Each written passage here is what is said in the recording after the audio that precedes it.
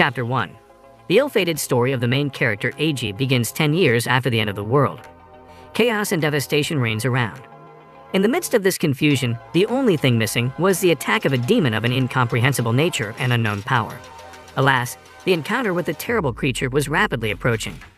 In a matter of seconds, two pairs of furious eyes of the monster had already begun to greedily devour the man in a desire to tear apart the prey, and the open mouth of a wild black cat began to tear a backpack full of all sorts of good.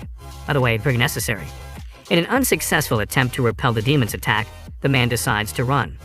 Only a terrible thing happens. His leg is abruptly overtaken and grabbed by the head of a poisonous snake, which turned out to be nothing more than the tail of a monster. The venomous sting penetrates deeply into the body of the young man. He falls wounded and broken, and the beast just grunts in response and spits out the stick that he was trying to defend himself with. The demon does not notice that a pointed knife that was attached to his weapon falls next to the enemy. For the man, it seemed that the situation was hopeless, but the place where the dagger fell was very close. Maybe this is a chance for salvation? Suddenly, he felt a desire to take revenge on the beast at the first opportunity. The attempt to reach the knife was unsuccessful. The monster got ahead of the young man and covered the weapon with its huge paw. The man did not even realize that this fight foreshadowed him. In an instant, the figure of a she-devil girl appeared in front of him, who at first could not even believe in her luck when faced with a being of human nature. She was absolutely delighted that finally she had the opportunity to feel a person touch the body of a living man, subdue him to herself. For a second, the thought crept into the demoness's head that perhaps she was still facing a demon, but a higher one. Once again, she slid over the man's body, trying to find any inconsistencies, and having made sure that she was really lucky to meet a man, decided to immediately conclude a contract with him by weaving their bodies together. She ordered the man to look into her eyes, hypnotizing him, and she was preparing to bring the planned thing to an end. The man didn't even know what the demon girl was up to. The thought slipped through his mind that she wanted to turn him into a monster. In an attempt to prevent the worst turn of events, the man even asked her about her insidious plans, to which the girl replied that in his situation, he was not given the right to choose. She boldly descended from the withers of the beast to the ground, slowly approached the wounded man, casually and forcefully pushed her foot into his shoulder, testing the effect of the snake's venom. When she was convinced that Eiji was already weak enough and would not be able to resist, she began to slowly turn him into her servant, saying in the process of sweet rapprochement that it is a great honor for a person. With her long and sharp tongue, the girl caressed the guy's lips, face, chest, going lower and lower. He struggled desperately, but he was too weak. The effect of the poison spread rapidly through his blood and began its paralyzing effect. The main part of the ritual unfolded. The girl sarcastically remarked that despite the general weakness, the guy as a man is absolutely ready to commit the main clause of the contract. Additionally, she was turned on by a sense of human fear. The demoness climbed on top of the young man and began the process of concluding a contract, enjoying every second of passion. She demanded the same from her partner, arguing that he had a rare opportunity to get an indescribable pleasure, possessing the body of a higher demon. Eiji resisted to the last, but the climax came. There was an exchange of energy, and the agreement entered into force. From that very moment, the demon girl became his mistress. Even after all, the man did not stop resisting the circumstances. He grabbed a knife that had fallen during the first fight with the beast, and with all his strength plunged it into the heart of his mistress. A black sticky liquid rapidly ran out of the wound. Her demonic blood splattered and was everywhere. In the end, the girl's lifeless body fell. The latest events took place near the Sekai shopping center. It was a long-abandoned building. Eiji dragged the demoness's body inside and stuffed it into an empty metal tank. Firmly hammering the lid of the container, the man cried bitterly. Through tears, he apologized to Tamaki, asked for the fact that, most likely, he would not be able to fulfill the promise given to her once. The tank with the demon girl's body was firmly packed and tightly tied to two metal piles driven into the ground.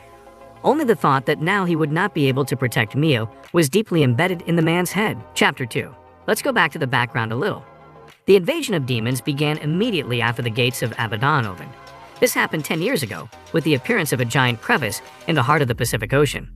Various demonic beings came out of it. In just a week, spreading across the earth, they exterminated most of humanity. In order to somehow protect themselves in close Abaddon, people decided to use nuclear weapons. American warplanes were sent to attack, but they did not even get to the site of the strikes. On approach, the stormtroopers were shot down by the enemy. The demons have completely taken over the sky. Humanity still did not give up and made various attempts to resist. Unfortunately, all their efforts were unsuccessful, and as a result, the number of survivors numbered no more than 10% of the number that was before the fatal accident in the Pacific Ocean. The ground was littered with corpses and bones. Chaos and confusion reigned everywhere. Over time, the connection with the outside world disappeared. The internet network did not work. Radio and television stopped transmitting news. It has become simply impossible to find out the situation, or at least some news happening in the world. People who survived the beginning of the end of the world and faced demons are still in fear of these bloodthirsty creatures. For the residents of a half-abandoned high-rise building, a new morning of another day has come. What it will bring, alas, no one knows. Edgy was already preparing an omelet when he heard the morning greeting of his still very sleepy daughter. Sending the baby to wash, brush her teeth, and put herself in order, the father pleased his daughter with the news that her favorite fried eggs were waiting for her for lunch. The girl was very happy and ran to the bathroom. Afterward, the father reminded his daughter not to forget to say hello to her mother. After completing all the procedures, Miu knelt at the table where there was a photo of her mother and wished her good morning. It has already become a habit. It has become a kind of tradition. But the minutes were running, the girl was in a hurry, and was getting ready in a hurry. Edgy made sure. Did his daughter take water, all the necessary things? Did she forget to go to the toilet? I gathered myself. He didn't even think about it, but Miu was very worried about her father, even more than for herself.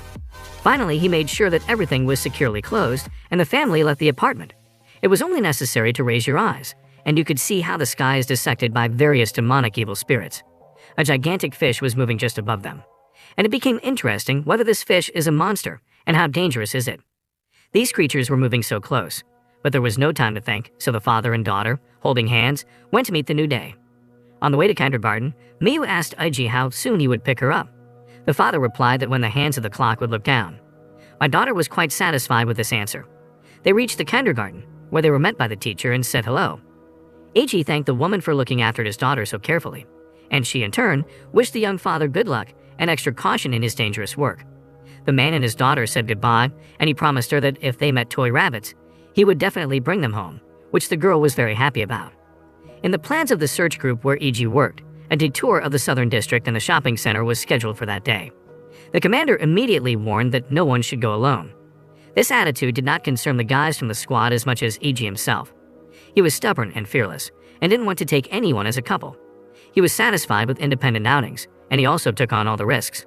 The commander desperately did not understand Eiji's zeal. The daughter of the chief was also among the squad. She guessed the reasons for this behavior, and she constantly tried to calm her father, reminding him of the loss of his wife, explaining to him how hard the pain of loss is and how long the wounds of the soul heal. Eiji really understood that people with children could not live in every district. Quarrels with others were not necessary for him, as this could cause separation from his little Miu. He had no right to allow such a thing, and he did not want to. Dejected by his thoughts, he walked through the territory assigned to him until he reached an abandoned department store. Going inside and looking around, he was not even surprised that the shelves were empty. It would be strange if something valuable could be preserved. Suddenly, Eiji saw the door blocked from the inside and concluded that the room could still not be penetrated. He took out a crowbar and broke down the door. The picture I saw left much to be desired. A headless corpse was lying in a locked room, and all the walls and even the ceiling were littered with bloody footprints, left by a mysterious beast. A terrible thought suddenly crept into Eiji's head. What if this? He didn't even have time to finally agree with his thought, as the demon rushed at him and joined the fight. Eiji struggled desperately and soon killed the monster, plunging a spear into the heart. There have been cases when a person made a contract with a demonic being, and then exactly a year later, he also became a demon. The agreement was so strong that no one could terminate it. No medicine helped. People who entered into an alliance with a higher demon became marked with a special mark. This was their common trait.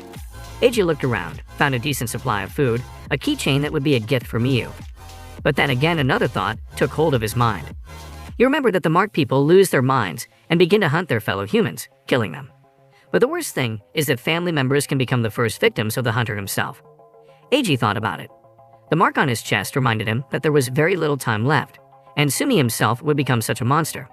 The man put the corpses together, washed off the dirt and blood. But he was still burdened with heavy thoughts. He only did not want to lose his only daughter. Chapter 3. A little background. After the incident, Eiji's wife began to rapidly teach her husband all questions about the house. She wanted to make it as easy as possible for him to take care of the child, the household, and the garden. Tamaki explained in detail to her husband how baby food is prepared, asked him to avoid adding flour and eggs so as not to cause allergies. Eiji was not only upset, but he was afraid that he wouldn't be able to remember everything. While the father was studying, the young mother constantly held little Mia in her arms and could not see enough and admire her. Time was running mercilessly, so she appreciated every second spent with her family. Tamaki often couldn't hold back her tears and during such moments, especially asked her husband to take care of their tiny daughter. Several years had passed since that incident. Miu had already grown up and even asked for help when Iji was cooking. The girl was offended that only a broom trusted her. She also wanted to help her father in the kitchen, and the man was worried that she wouldn't get burned or hurt. Miu begged Dad, convincing him that she already knows how to do everything. Eiji did not agree with his daughter, but more and more often he thought that there was very little time left, and she needed to be taught everything for an independent life. Finally, the man decided and began to show his daughter how rice was being prepared. First, they washed them together. The father told Mia that the water after washing the rice can be left to rinse the vegetables. Such knowledge of the Pope surprised the little girl. They were important and useful, and besides, Miu understood that her mother taught her father everything. The man was watching the girl from the side, and at these moments clearly understood what Tamaki felt, counting every second spent next to them at one time for such training. Meanwhile, Mia finished washing the rice, and Eiji returned to reality, showing how the cereal is being prepared next. He accompanied the whole process with reservations from useful tips, and the girl diligently memorized them. It so happened that Miyu was born in a turbulent time. She did not happen to know the period that was before the disaster. Tamaki died when the girl was still very tiny, because Miyu practically did not remember her. Their place of residence remained the only reminder of their mother. He was sure that the girl would not leave this house, even if she was despised by others. Eiji increasingly wondered what information to put into his daughter's mind, what to teach, what is most important to say. His time was running out. He was going to become a monster very soon. Suddenly, someone knocked on the door. As it turned out, it was a kindergarten teacher. Eiji opened the door and did not have time to ask what the woman had come for, as the guys from his squad grabbed and dragged him outside. Lifting the man's t-shirt, they found a demonic mark on his body. The commander immediately voiced his guesses regarding Eiji's lonely sorties. The man made an attempt to explain the real reason, which was the murder of his wife, but it was useless. People were afraid for their safety and therefore were merciless. They put all the blame on the demons. Eiji did not agree with their arguments, considering them to be the reason that his daughter was separated from her mother so early.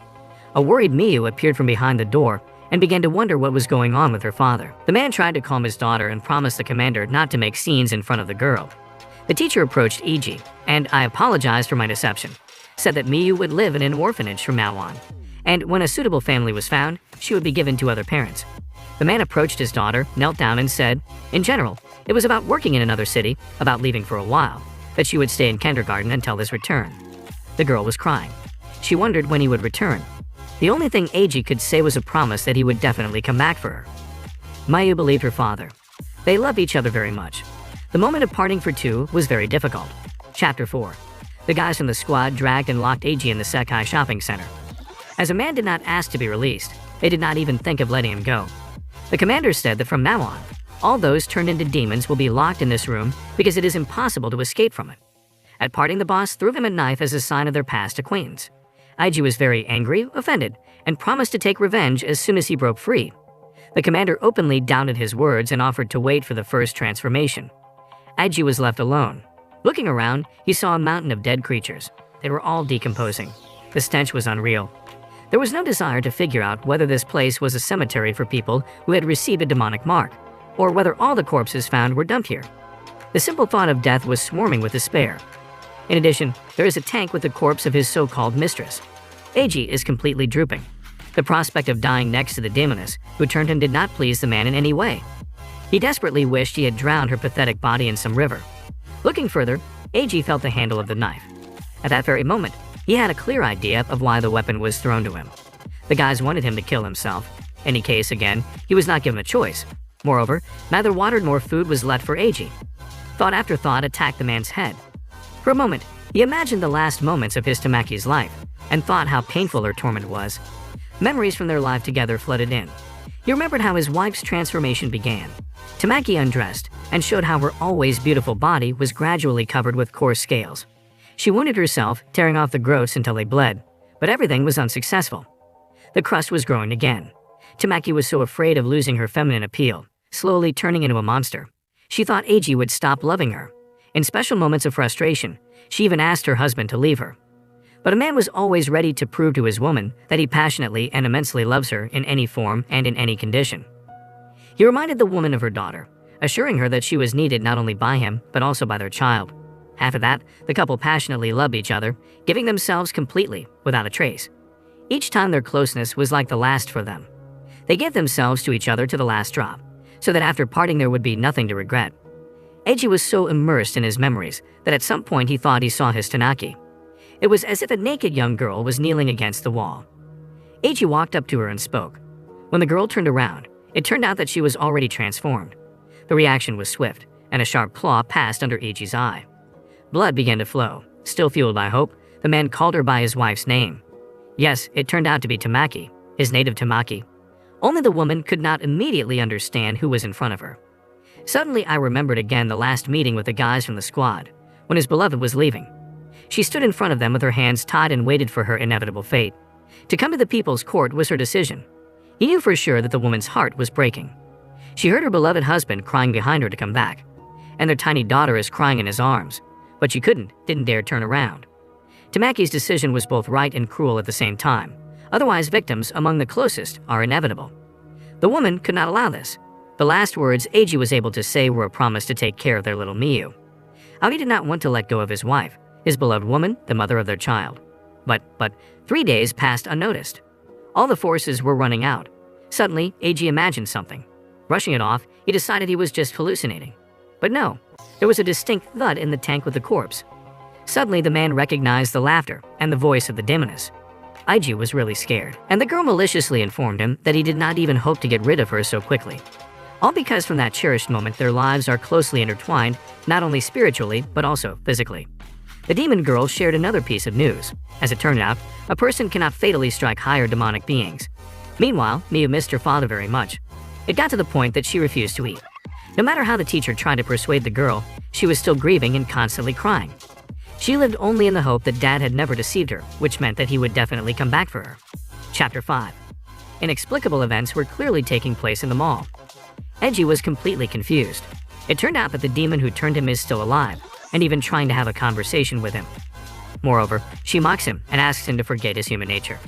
At some point, the demoness began to command, calling to come closer to her and look into her eyes. The demon girl was eager to subdue, and Eiji was infinitely angry with her, since she was the cause of his main loss in life.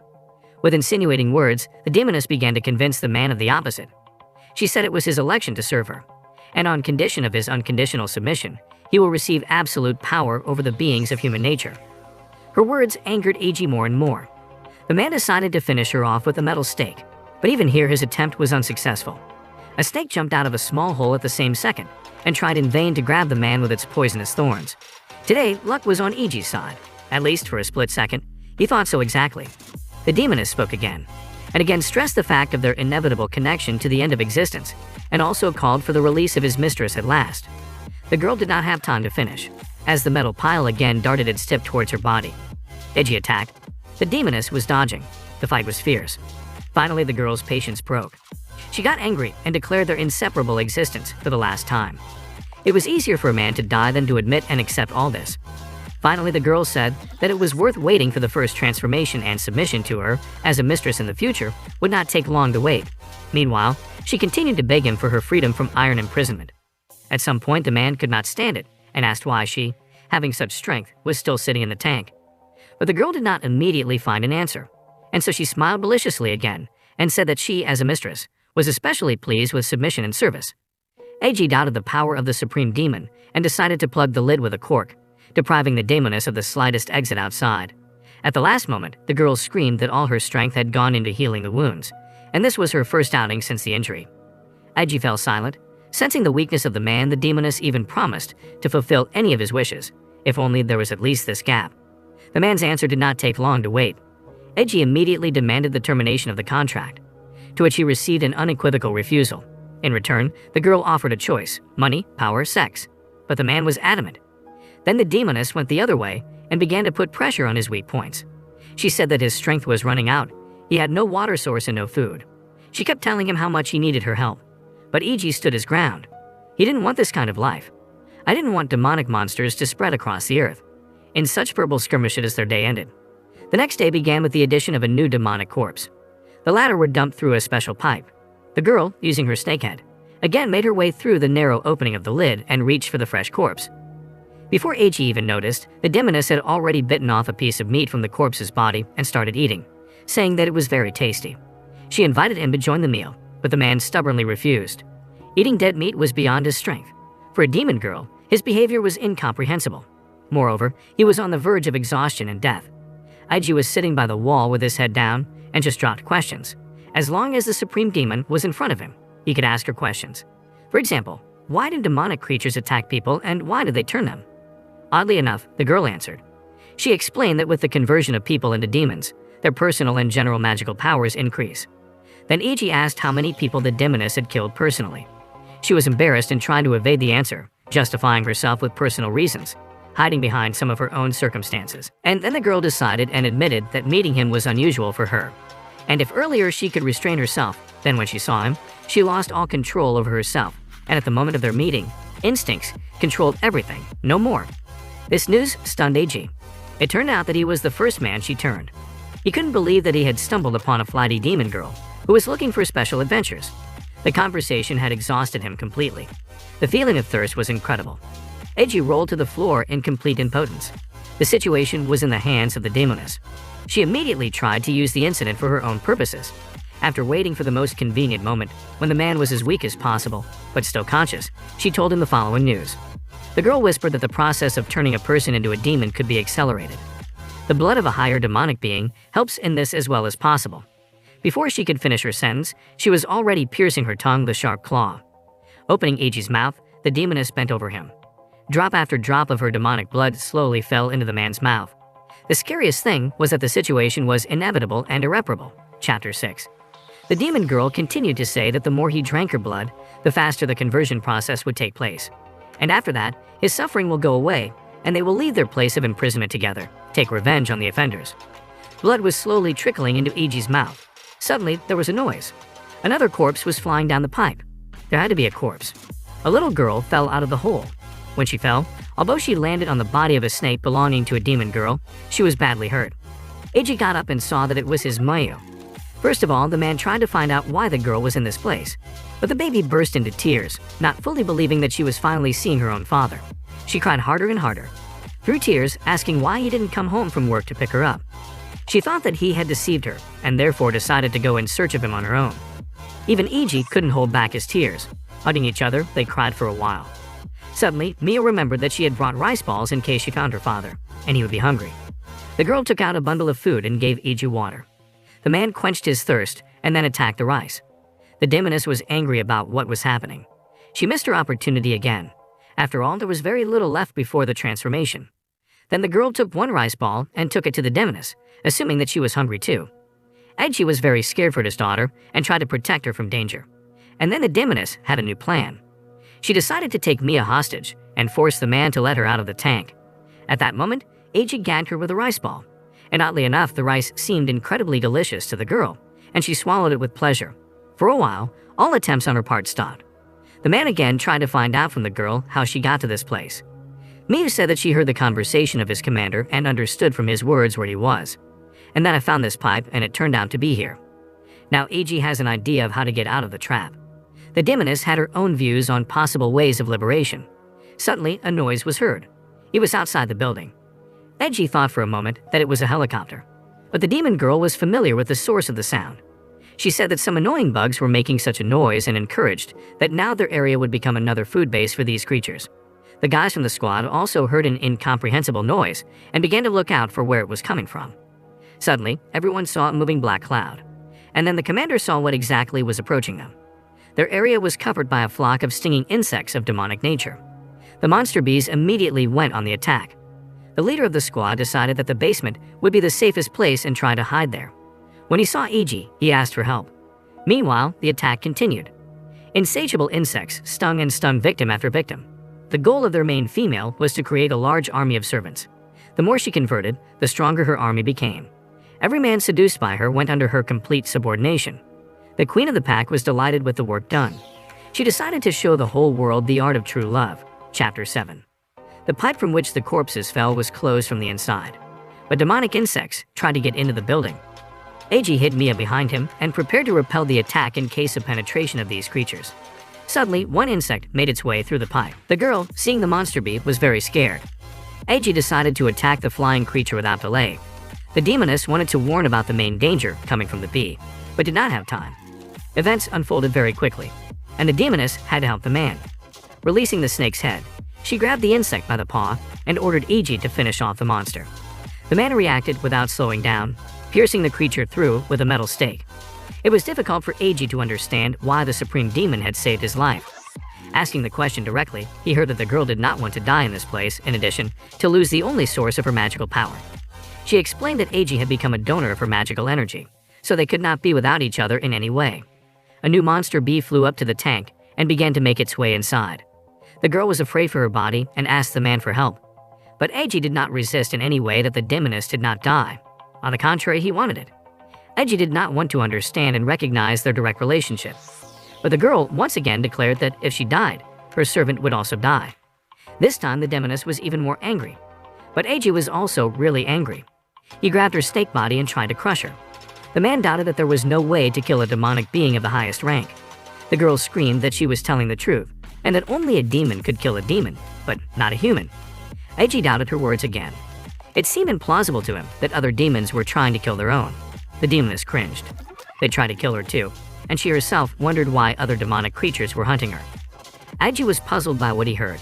Then the girl said that the higher demons came to this earth for a reason, and that everything has its own reason.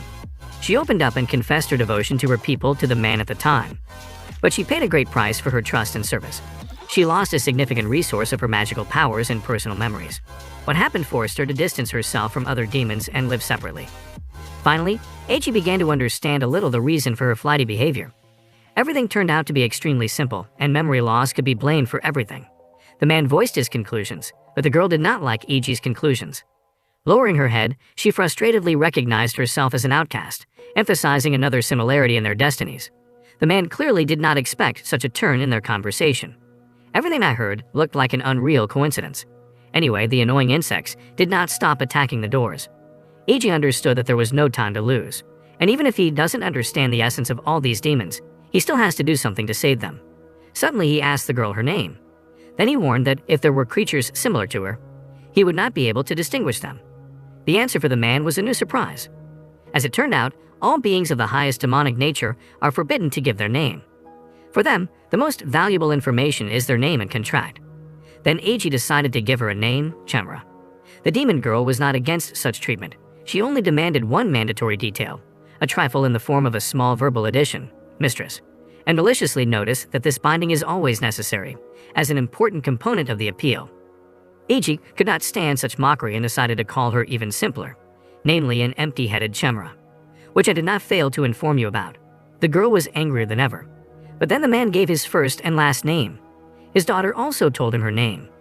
To this gesture, the demoness, squinting, reacted with the decision to remember their pathetic human names. At that moment, a flock of monster bees knocked down the doors and made their way inside. There were a lot of them. Those present in the room were in great danger. The girl again asked to be released from the tank. While the man was thinking, the demoness screamed again that they would simply all die now. Then AG decided to offer the Chimera a deal. The first condition of the agreement was to reveal your name. The demoness was not satisfied with such a request. It was a very dangerous step. Then she asked AG to tell her his real name. The man was angry. Time passed in verbal sparring, although there wasn't any left at all. The girl decided and whispered her secret in AG's ear. The man grabbed a metal stake and quickly opened the lid of the tank. A powerful monster named Valifar has been freed. The man grabbed his daughter, pressed her to him, and tried to protect her. The bloodthirsty battle of monsters has begun. The girl was covering a man and his child with her body. After some of the insects were killed, it became more or less safe near the window. The demoness suggested that AG and Mio run there, but the window was too high. At such a moment, it was the flying abilities of the demonic beast that were needed. But it was only in dreams, although, as it turned out, every demonic insect killed by Valifar gave her its magical powers. Another transformation began, and the beast began to grow wings. It remains to take off and escape. Chapter 8. The man and the girl grabbed the demon's fur tightly. The creature jumped up and, keeping its wings in the air, punched a hole in the window. The long-awaited freedom was approaching. When they were outside and safe, AG asked the girl how she managed to grow wings. The demoness explained that all demonic beings of the highest rank have unique abilities. Her personal skill is absorption. She explained that when fighting with other demons, devouring their bodies, she is able to grow these parts on herself. Such an ability of these creatures scared both the man and the girl very much, but the demoness only grinned at such a human reaction. AG decided to find a secluded place for himself and his daughter and hide there before the bees find them again. The girl followed them. On the way, they saw their settlement being destroyed by an army of insects. There were a lot of fresh corpses around. The picture was terrifying. Monster bees gathered people together, wrapped them in cocoons, and transported them to a common hive. AG tried his best to find a safe place for his daughter. He was afraid that if they were found, they would face the same fate. The man saw the suffering of other people but could not help everyone. Right now, the main thing for him was the safety of Miyu. Walking down the street, AG saw a fierce fight between his former commander and a killer bee. Next to him was a woman and a small child. The girl asked her father to protect at least these people. AG decided to help. Hiding Mia, he rushed into battle and immediately delivered a fatal blow to the monster's head. The commander couldn't believe he was seeing AG in front of him. Even more, he didn't want to believe that the man had become a servant of the monster standing behind him. But what he saw was too real. The commander had not yet had time to fully vent his emotions, as a big black paw laid him on his shoulder blades. AG tried to intervene, but the demoness didn't like his emotions very much. She wanted to finally deal with the one who annoyed her, and then AG said her name in a voice and ordered her to stop. In an instant, the demon girl felt that she was unable to move. Now the man guessed another pattern. It turned out that if a subordinate person wanted to order something to the demon who subdued him, he had to use the name of this supreme being. This information was kept secret, as it was too humiliating for demons to obey ordinary people. That's why they hid their real names so carefully. The demoness went to new tricks. She tried to remind IG that it was the leader of his squad who disconnected him from his daughter and locked him in the mall. Reminded him of revenge. But this is not how EG imagined the reckoning with his abusers. AG and Chemera were too different in their views on life, so it was difficult for them to understand each other. The attack of the monster bees continued. When they saw a person, they immediately attacked the victim. The daughter of the squad leader hid in one of the rooms of the trading premises and barricaded the door. She was very afraid of turning into a monster. Grabbing the wedding ring that hung on her pendant, she asked for help from her Hiroki. Suddenly, the girl heard a man's voice. At first, she couldn't even believe it was her Hiroki talking. She had long lost hope of seeing her beloved again. The girl threw herself into the arms of the guy and began to cry. The young man apologized for being away for so long, saying that he missed him very much, and she was so eager to find out where Hiroki had been missing for 6 months. A little later, she asked him about it, but the answer horrified the girl. The young man admitted that he had been with his queen all this time. Suddenly, Hiroki threw the girl on the floor and began to undress. He abruptly tore off her clothes, painfully squeezed her breasts, kissed her on the lips. She struggled desperately. The man said that he gave his dignity to the queen, and in return received a special gift that the girl will definitely appreciate. Hiroki took possession of the girl, passionately driving the sting into her body. Everything happened very quickly and rudely. The girl was crying and couldn't believe what had happened. Hiroki got up, cleaned himself up, and said a dry goodbye to her. He couldn't even remember the girl's exact name. The man pursued only one goal, to achieve the praise of his queen. Any means were used for this. He went out on the balcony to fly for a new prey, and suddenly noticed a human child. Hiroki knew that baby meat was especially tender and delicious, so he tried not to miss the opportunity to get it. Only this child turned out to be the hidden Miyu. After the fight with the insect, Eiji went to pick up his daughter and take her to a safe place. He called her, but she didn't answer. Behind one of the turns, the man found his daughter's backpack in her beret. Indescribable anger at demonic creatures covered Eiji, and he promised to destroy every monster. Chapter 9. Velafar and Eiji waited until dark. The demoness considered this time of day the best time to save the girl. The man prepared for the fight, and they went to look for a hive. When the insect base appeared in front of them, they were horrified. There was a huge gathering of demonic creatures here. To go into battle on your own with so many demons was tantamount to suicide. Any plan was doomed to failure. The demoness refused to help Eiji, but the man did not lose his head and threatened her with another order. Eiji couldn't give up. He promised to always protect his daughter. Therefore, he had to save her this time at any cost.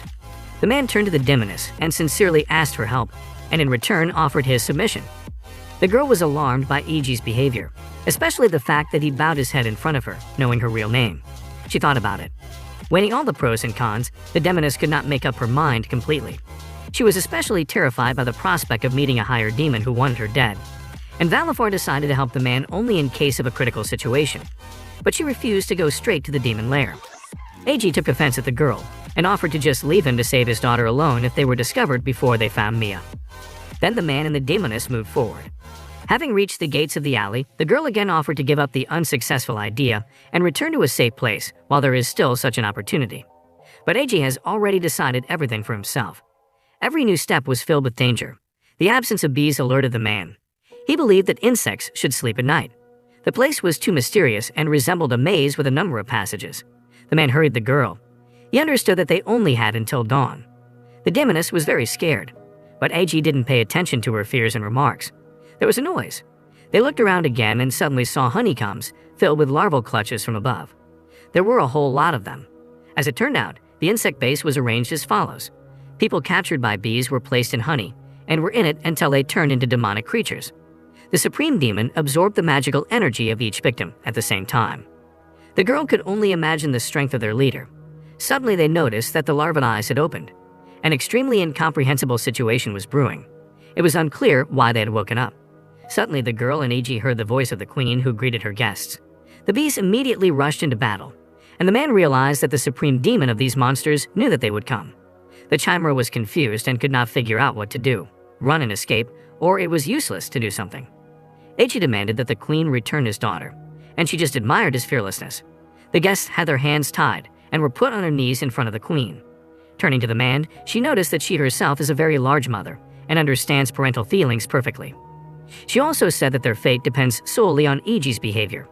After that, the queen turned to the servant and ordered to bring the cocoon with Miyu to them and hang it in a prominent place. The man was madly afraid for his daughter, but the queen made a weak attempt to calm him down, sarcastically emphasizing that baby meat is especially tender and delicious. It was time to move on to the crucial issues of their meeting. The queen spoke to the demoness and asked about the purpose of her coming. To this question, the chimera gave a completely unexpected answer for AG. Without thinking twice, the girl said that she came with a bow and brought a man to her as a gift. The queen was quite satisfied with this answer. She loved flattery. In addition, she wanted to humiliate the demon girl in every possible way by pointing her to her place. Of course, the chimera had completely different thoughts in her head, but she was not in a position to say everything she was thinking about the killer queen. It made her sick even to think that they were both higher demons.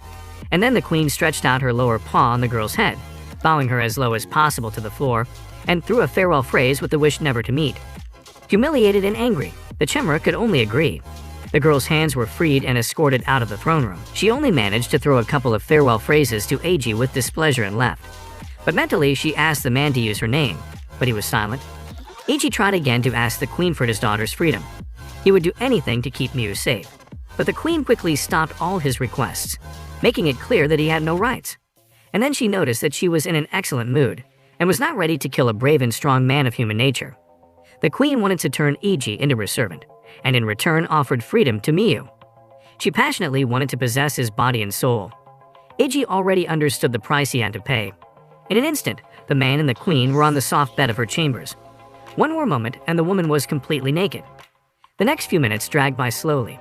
The queen began to undress AG. When she saw his body, she couldn't stop looking at it. She wanted to enjoy it for a long time and slowly. The queen was experienced in love and asked for special caresses, warning that his daughter's life was at stake. AG had no choice but to submit and satisfy all her sexual desires. The man knew how to cope with the task well, and he succeeded. From pleasure, the queen began to ooze honey from her nipples. She invited the man to taste his sweetness, clinging to her naked breasts. AG did everything. Finally, she decided to try the taste of a man. This particular man, she started kissing him. But suddenly, AG felt sick. His strength began to leave him. He even thought that the honey contained aphrodisiacs. But then the queen demanded the bulk of their intimacy. AG couldn't and didn't want to resist anymore. Everything happened quickly.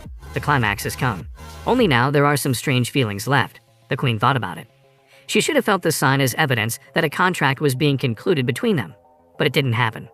And then the queen had suspicions that he was already marked and had been imprisoned by another demon. She tore open his t-shirt and found the mark. Her guess was correct. This furiously angered the female. So no one has ever betrayed her trust. She considered herself disgraced and humiliated. Turning into a monster, she attacked the man. AG quickly took out a hidden knife and tried to stab it into the queen's heart. The blow was so strong that the blade broke in half. But the demon's skin didn't even burst.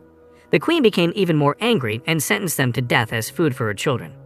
AG ran to save his daughter and tried his best to get Mia, but he couldn't. Suddenly, the snake's head grabbed the cocoon and bit it at the base. Maya was in the hands of a chimera. For a man, the behavior of a demon girl has become a complete mystery. He even asked her about the reasons for such an act, especially since no orders were received from him. To which the girl herself did not know the answer. I didn't know yet. Chapter 10. The Chimera grabbed the cocoon with Miyu and tried to carry him to a safer place. But a whole army of monster bees attacked them and began to sting mercilessly.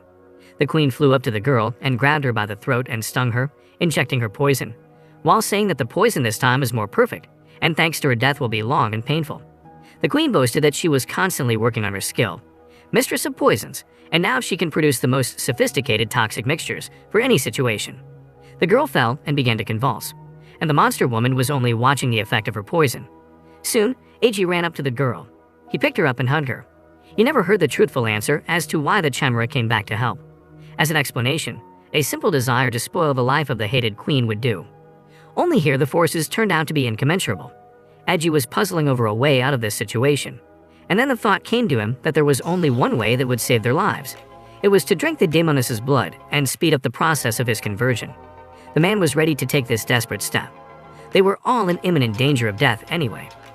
Eiji hugged the Chimera and kissed her on the lips. The girl did not believe in what was happening.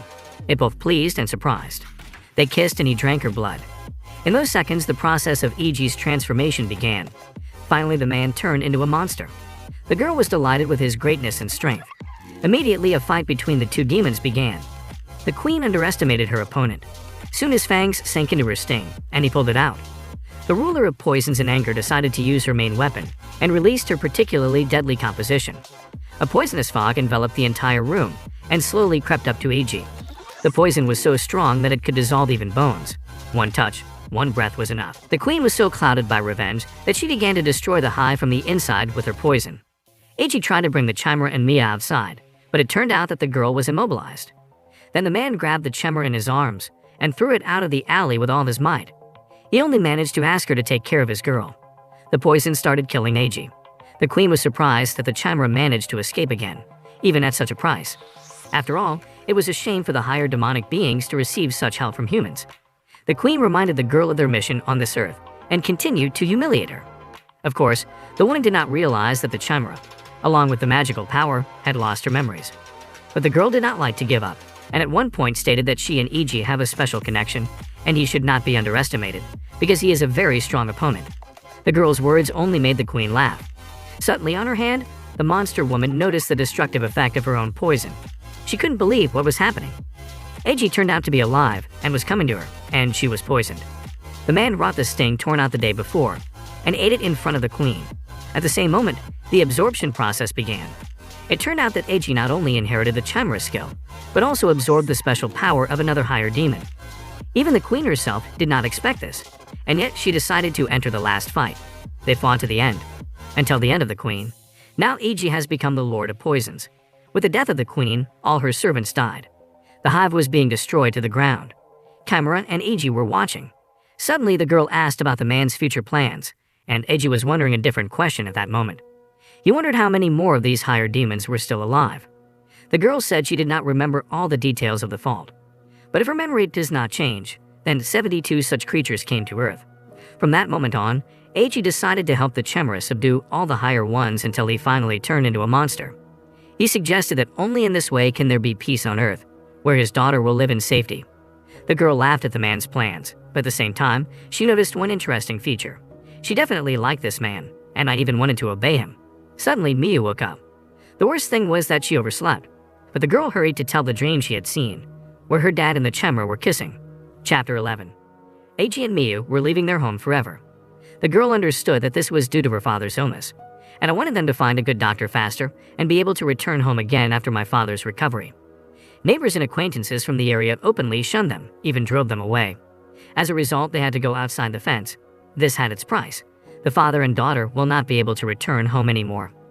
The girl did not understand the complexity of the circumstances and thought that they were just going on a picnic. Step by step, father and daughter, holding hands, went into the unknown, and then on the way they met the Chimera again. The girl even managed to get bored. They continued their further journey together. Unfortunately, Eiji had an outdated map of the area, and they soon found themselves on destroyed roads. The man wanted to use the girl's flying abilities, but she reasonably refused. They had too little magical powers, and the attack of demons could be expected at any moment. Therefore, it was decided not to waste magical resources. In addition, Eiji was afraid that if he turned into a demon again, it was likely that he would never return to human form. And they went to look for a workaround, heading to the nearest settlement with people. Eiji hoped that there would still be a place where his daughter could live in safety. After a while, Miyu got tired and couldn't walk anymore. Her father picked her up and carried her. There were about 5 hours left before the next halt. When it got dark, the man put up a tent, lit a fire, and they started cooking dinner. It should have turned out delicious rice balls. The chimera remembered their taste and waited in anticipation for her portion, but the man said that their supplies were limited, and they would not be able to share their food with the demoness. The girl was indescribably upset. She wanted to at least smell the human delicacy. Only Miyu explained everything wrong again, and Eiji had to allocate a portion of food for the chimera. The demoness swallowed the offered dinner with great pleasure, and immediately decided to pay for the delicious food. With my body? For a minute, the man fell into a stupor from what he saw, and the girl continued her game. The enraged man attacked the chimera and promised that the next time for such behavior, he would not just close the barrel with her body, but roll up concrete, and then lower it into the depths of the sea. Night came. The girl was fast asleep. Eiji sat in the forest and thought about everything that had happened. He was haunted by the thought that he might not be able to control his strength next time. The chimera came up and tried to calm the man down, saying that his transformation was at an early stage. This meant that Eiji's powers could only manifest in a state of awakening. The man did not like that in this matter he could not do without outside help. On one hand, he understood the importance of the demon girl's support. But on the other hand, he could not accept the price he had to pay, and still will have to. But one thing he definitely decided that, regardless of likes and dislikes, he would definitely make a demon lord out of a chimera. The girl sat next to him and listened to him, and then kissed him. Eiji thought that the girl was eager for his new conversion, and she wanted intimacy with the servant in order to regain her magical powers, and the man succumbed. When they were making love, Eiji again felt a strong and strange decline in strength, but decided not to dwell on it. In the morning, they set off again. Miyu started to lag behind again, and then Eiji examined her legs. It turned out that the girl had blisters on all of her fingers. The girl overcame the further path already in the arms of her father. At a certain part of the way, a mysterious archer began to watch the travelers from the wall. And at the most convenient moment for him, he fired an arrow at the chimera. Chapter 12. The arrow pierced the girl's back. She didn't kill her, as she was released by a human, but still it wasn't pleasant enough. Eiji looked around and saw where the archer was standing. The man tried to explain to the shooter that the chimera does not pose a danger to them, but on the contrary, it is their ally. And the archer wanted to protect the father and child, so he shot at the demon. But the chimera didn't like Eiji's position at all. Pulling the arrow from her back, she decided to subdue another servant, and rushed in search of the shooter. Eiji tried to stop the demoness, but to no avail. The chimera immediately overtook the young man. But suddenly it turned out that it was just a teenage girl. The demoness had to say goodbye to the idea of transformation. And then she had another idea, to feast on tender and delicious young human meat. But Eiji paralyzed the chimera with another order, preventing her from getting even with the shooter who shot at her. The girl was offended, but the man tried to explain such behavior of people and their defensive reaction. While they were talking, the archer aimed another arrow at the demoness again and wanted to shoot. But the man and his daughter began to defend the chimera. After making sure that the demoness was not dangerous, the girl invited 3 travelers to her house. They exchanged news. Eiji told about the attack of demonic bees and said that now they are looking for a new shelter. The man's plans were to go to a settlement living in the 3rd district. The hostess of the house said that she used to live in that area, and there were a lot of people there. There were children of different ages. Eiji was both happy and worried. He was comforted by the thought that there was still a safe place to live, but he was afraid of the reaction of the locals. Meanwhile, the hostess of the house asked how the man was able to subdue the demonic creature. The chimera was angry at the girl's similar curiosity and began to threaten her. And then she made a confession that a special contract unites them with a man. Such a statement greatly puzzled the hostess of the house. Eiji decided to hit the road. There were several kilometers left to the destination. The only obstacle was the destroyed roads. The man did not know how to calculate the time to make it to midnight. At some point, the girl offered to spend the night with her, although, as it turned out, she was not the mistress of the house at all, but, like them, was just a guest. Eiji didn't want to stay, but for the sake of rest, Miyu decided to spend the night. The man volunteered to bring water into the house and began to ask about the fate of the girl. According to her, their family could not get along with the locals, and therefore they had to leave. Then she hurriedly took out sweets and began to treat Miyu with sweets. The girl shared with the chimera, and they both swallowed the treats with great pleasure. The demoness didn't even take off the wrapper. Night came. Chimera and Miyu were fast asleep. Eiji found a secluded spot on the street and sat down. Soon Akane appeared with 2 cups of hot drink. She started talking about demons again. She had a suspicion that the Chimera was subordinate to the man and was not his ally in any way.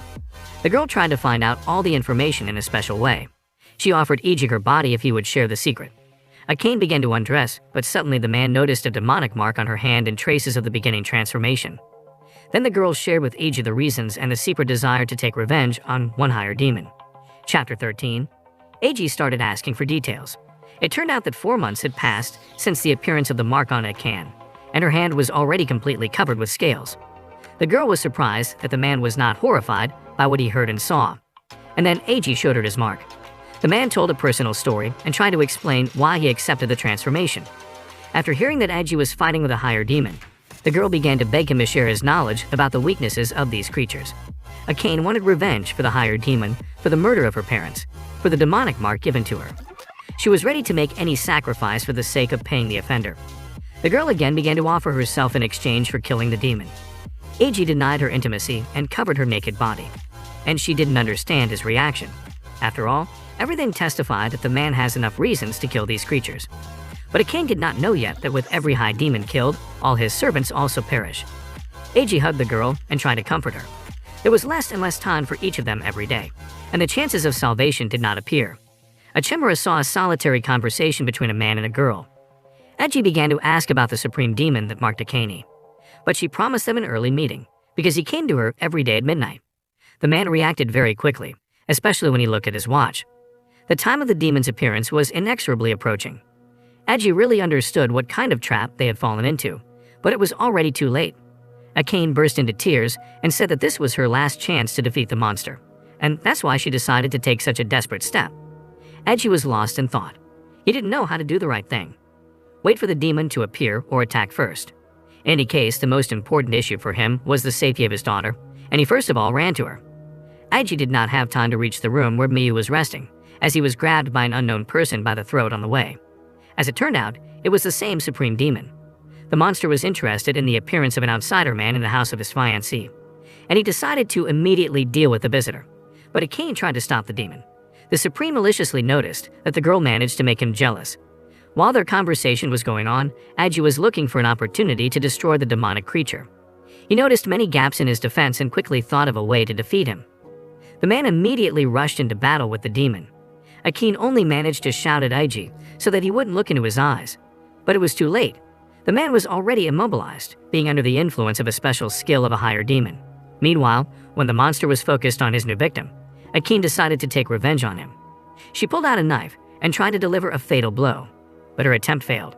As it turned out, the demon can look in several directions at the same time, and therefore 2 people were already under his paralyzing and hypnotic gaze. The demon approached the girl, undressed her, and began to examine her. He liked the way she was turning. He devoured her with his eyes. He was especially turned on by Akane's attempt to arouse jealousy. Exclusively so, he explained her behavior. And in the end, he offered Iji to watch how they would love each other now. The girl was crying, and he was roughly raping her. Akane could only quietly, through tears, ask for help again and again. Iji was distraught by what he saw and ordered the Chimera to appear nearby. The Supreme Demon was very surprised by this behavior of the man and assumed that he too had already been marked. But his mistress did not take long to wait. Belafar, with all her strength, came to the rescue of the man. Chapter 14. Iji immediately warned the Chimera about the features of this Supreme Demon. He needed his demoness in full combat readiness. They were going to defeat this lizard monster. The demon used his skill again, and he managed to paralyze the Chimera. Iji was very angry that the girl did not listen to him, and looked into the monster's eyes. But she didn't agree with his accusations. Meanwhile, the demon began to talk to her. He began to question, and then reproached the Chimera for her choice and actions. Iji, without wasting a minute, decided to attack the lizard despite its strength. He thought it would be easiest to deprive the monster of its lower limbs. It remained for a small matter, not to look the demon in the eye. Another fight began. The Supreme Demon noticed that Iji was the first person who was able to prevent his blows and stand with him in battle for so long. The man confessed about a recent encounter with a similar creature, and about the quick demise of that demonic spawn. The lizard immediately understood who he was talking about. His next bride disappeared the day before. The monster felt sorry for his servant, because he shared his power with everyone infected. Iji didn't know about such a relationship.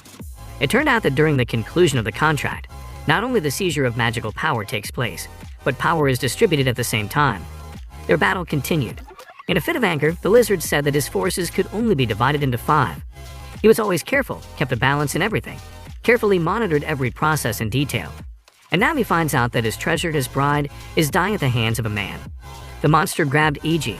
and drove his tongue as deep as possible into his mouth, while restraining his movements. After a short time, the man came to his senses and asked about the reasons for such cruelty to his so-called fiancée, but did not receive an answer. The man understood Akine's feelings very well. She and her family have endured a lot of suffering and pain when faced with demonic creatures. Only the lizard wasn't interested in people's feelings. At that moment, Akine took aim and fired a new arrow at the monster. The girl analyzed the opponent's strength and realized that he could hypnotize only 2 at the same time. If there is a third, he is able to fight, and she decided to strike. The arrow released should have pierced the monster's body at the same moment, but it didn't happen. On approach, something intercepted the arrow.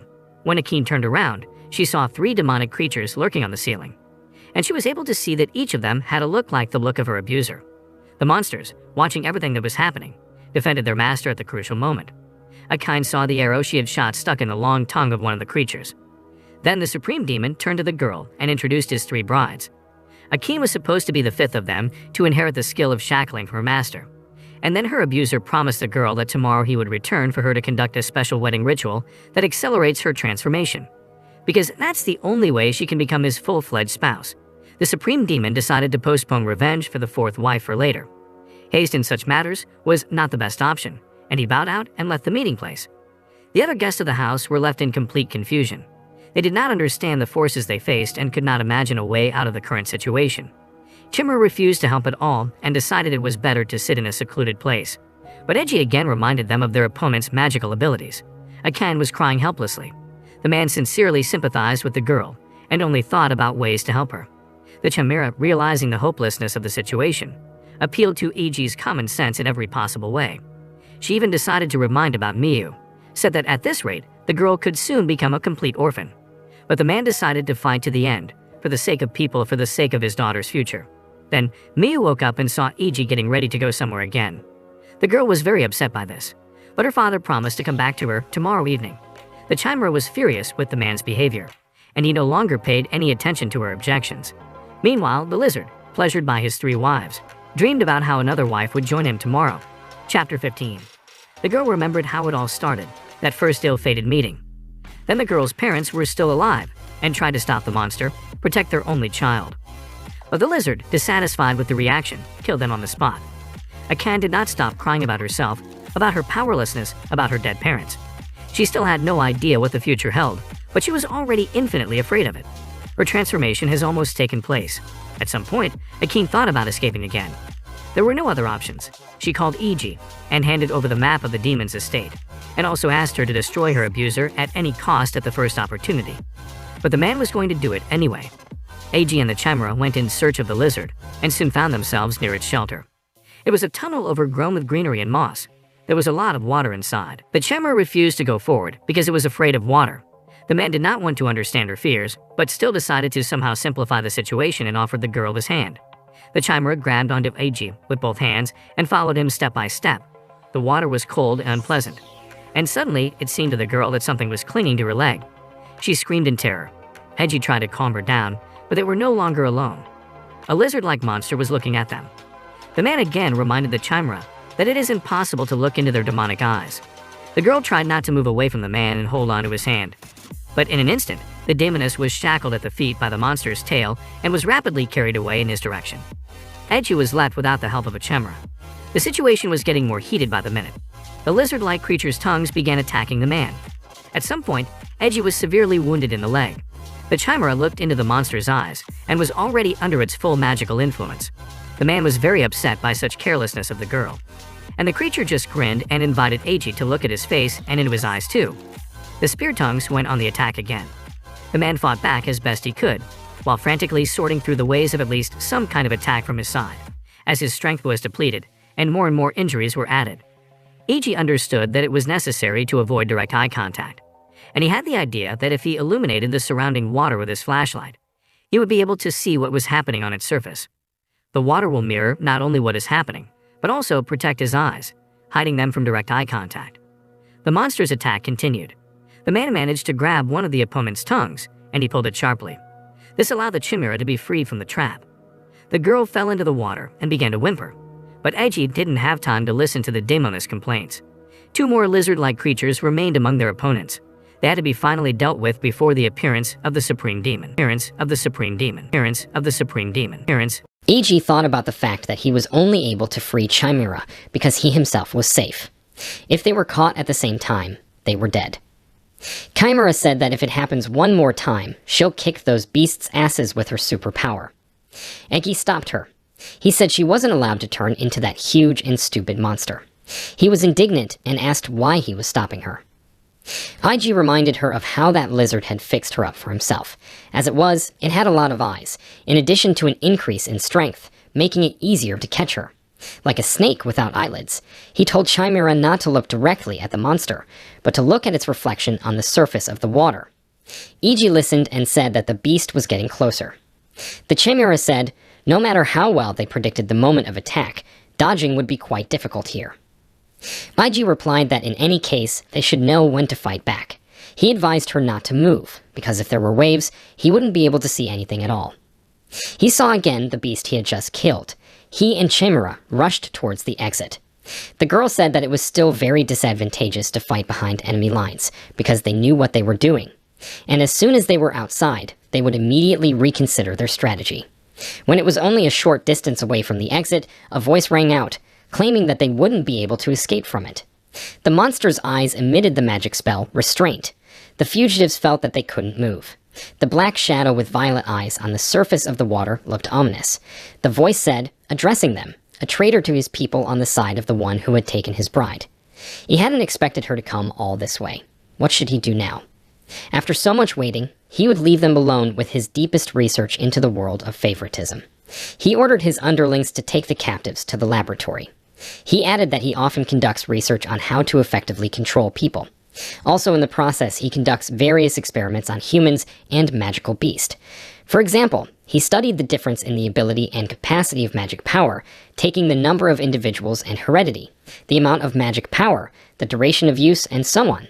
He has every reason to kill a G, but the interest now overwhelms him more. Demonic beasts are one thing, but experimenting on demons is a completely different level. Eiji and Chimera are chained to the rough benches. He continued, for demons and magical beasts, magic is life itself. When the magic inside dries up, demons turn into nothing and die. Beasts exchange their life force for magical power, and demons absorb that magical power. Therefore, they demons instinctively increase their family, thus gaining magical power. Demons usually absorb magical power by copulating with demonic beasts, but they practice this among themselves as well. He ordered his brides to take care of these two. Eiji tried to protest, but nothing worked. The demon looked at their actions and said he was very jealous as his brides was making love to another right in front of him. He leaned over Chimera and told her now she will see how great the gulf between them is. For she knows what happens when demons copulate.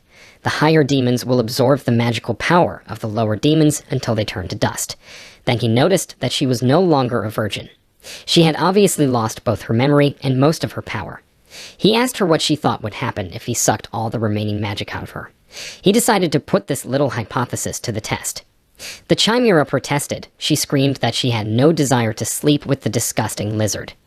The lizard, on the other hand, ordered her to keep her mouth open. He would wait patiently until she reached her limit.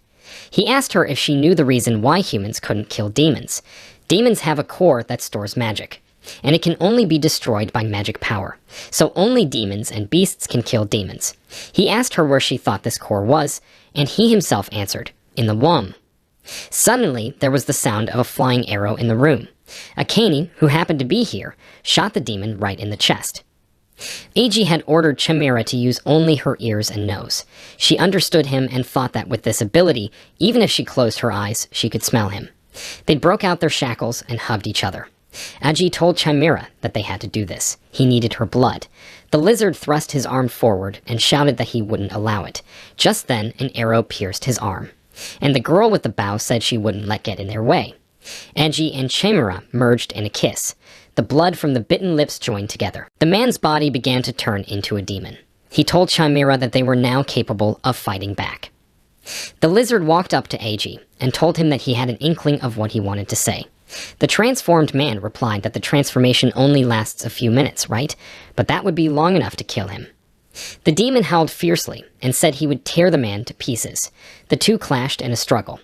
The chimera said that her unrivaled ability was to absorb the power of any demon, even one as strong as this one. She advised Ag to aim for his eyes. Pluck out his eye and take his power. Ag yelled at her not to talk nonsense. He can't even look at him. The demon gleefully said that whatever they were doing was useless. There was no power that could match his reserve. Ag used a restraining spell. The lizard started to flee. But the girl shot an arrow at it, but it missed its target. The demon was too agile. Ag said, suggesting that we finally corner the bastard. Then he walked over to the little archer and thanked her for saving him. If it hadn't been for her, they would have been dead by now. The girl replied that when her fate was being decided, she couldn't stay away. Ag praised Akane for her courage and said that if there were no demons in the world, he would want her and Miyu to become friends. The chimera sniffed the air and told Ag that something was wrong with the demon.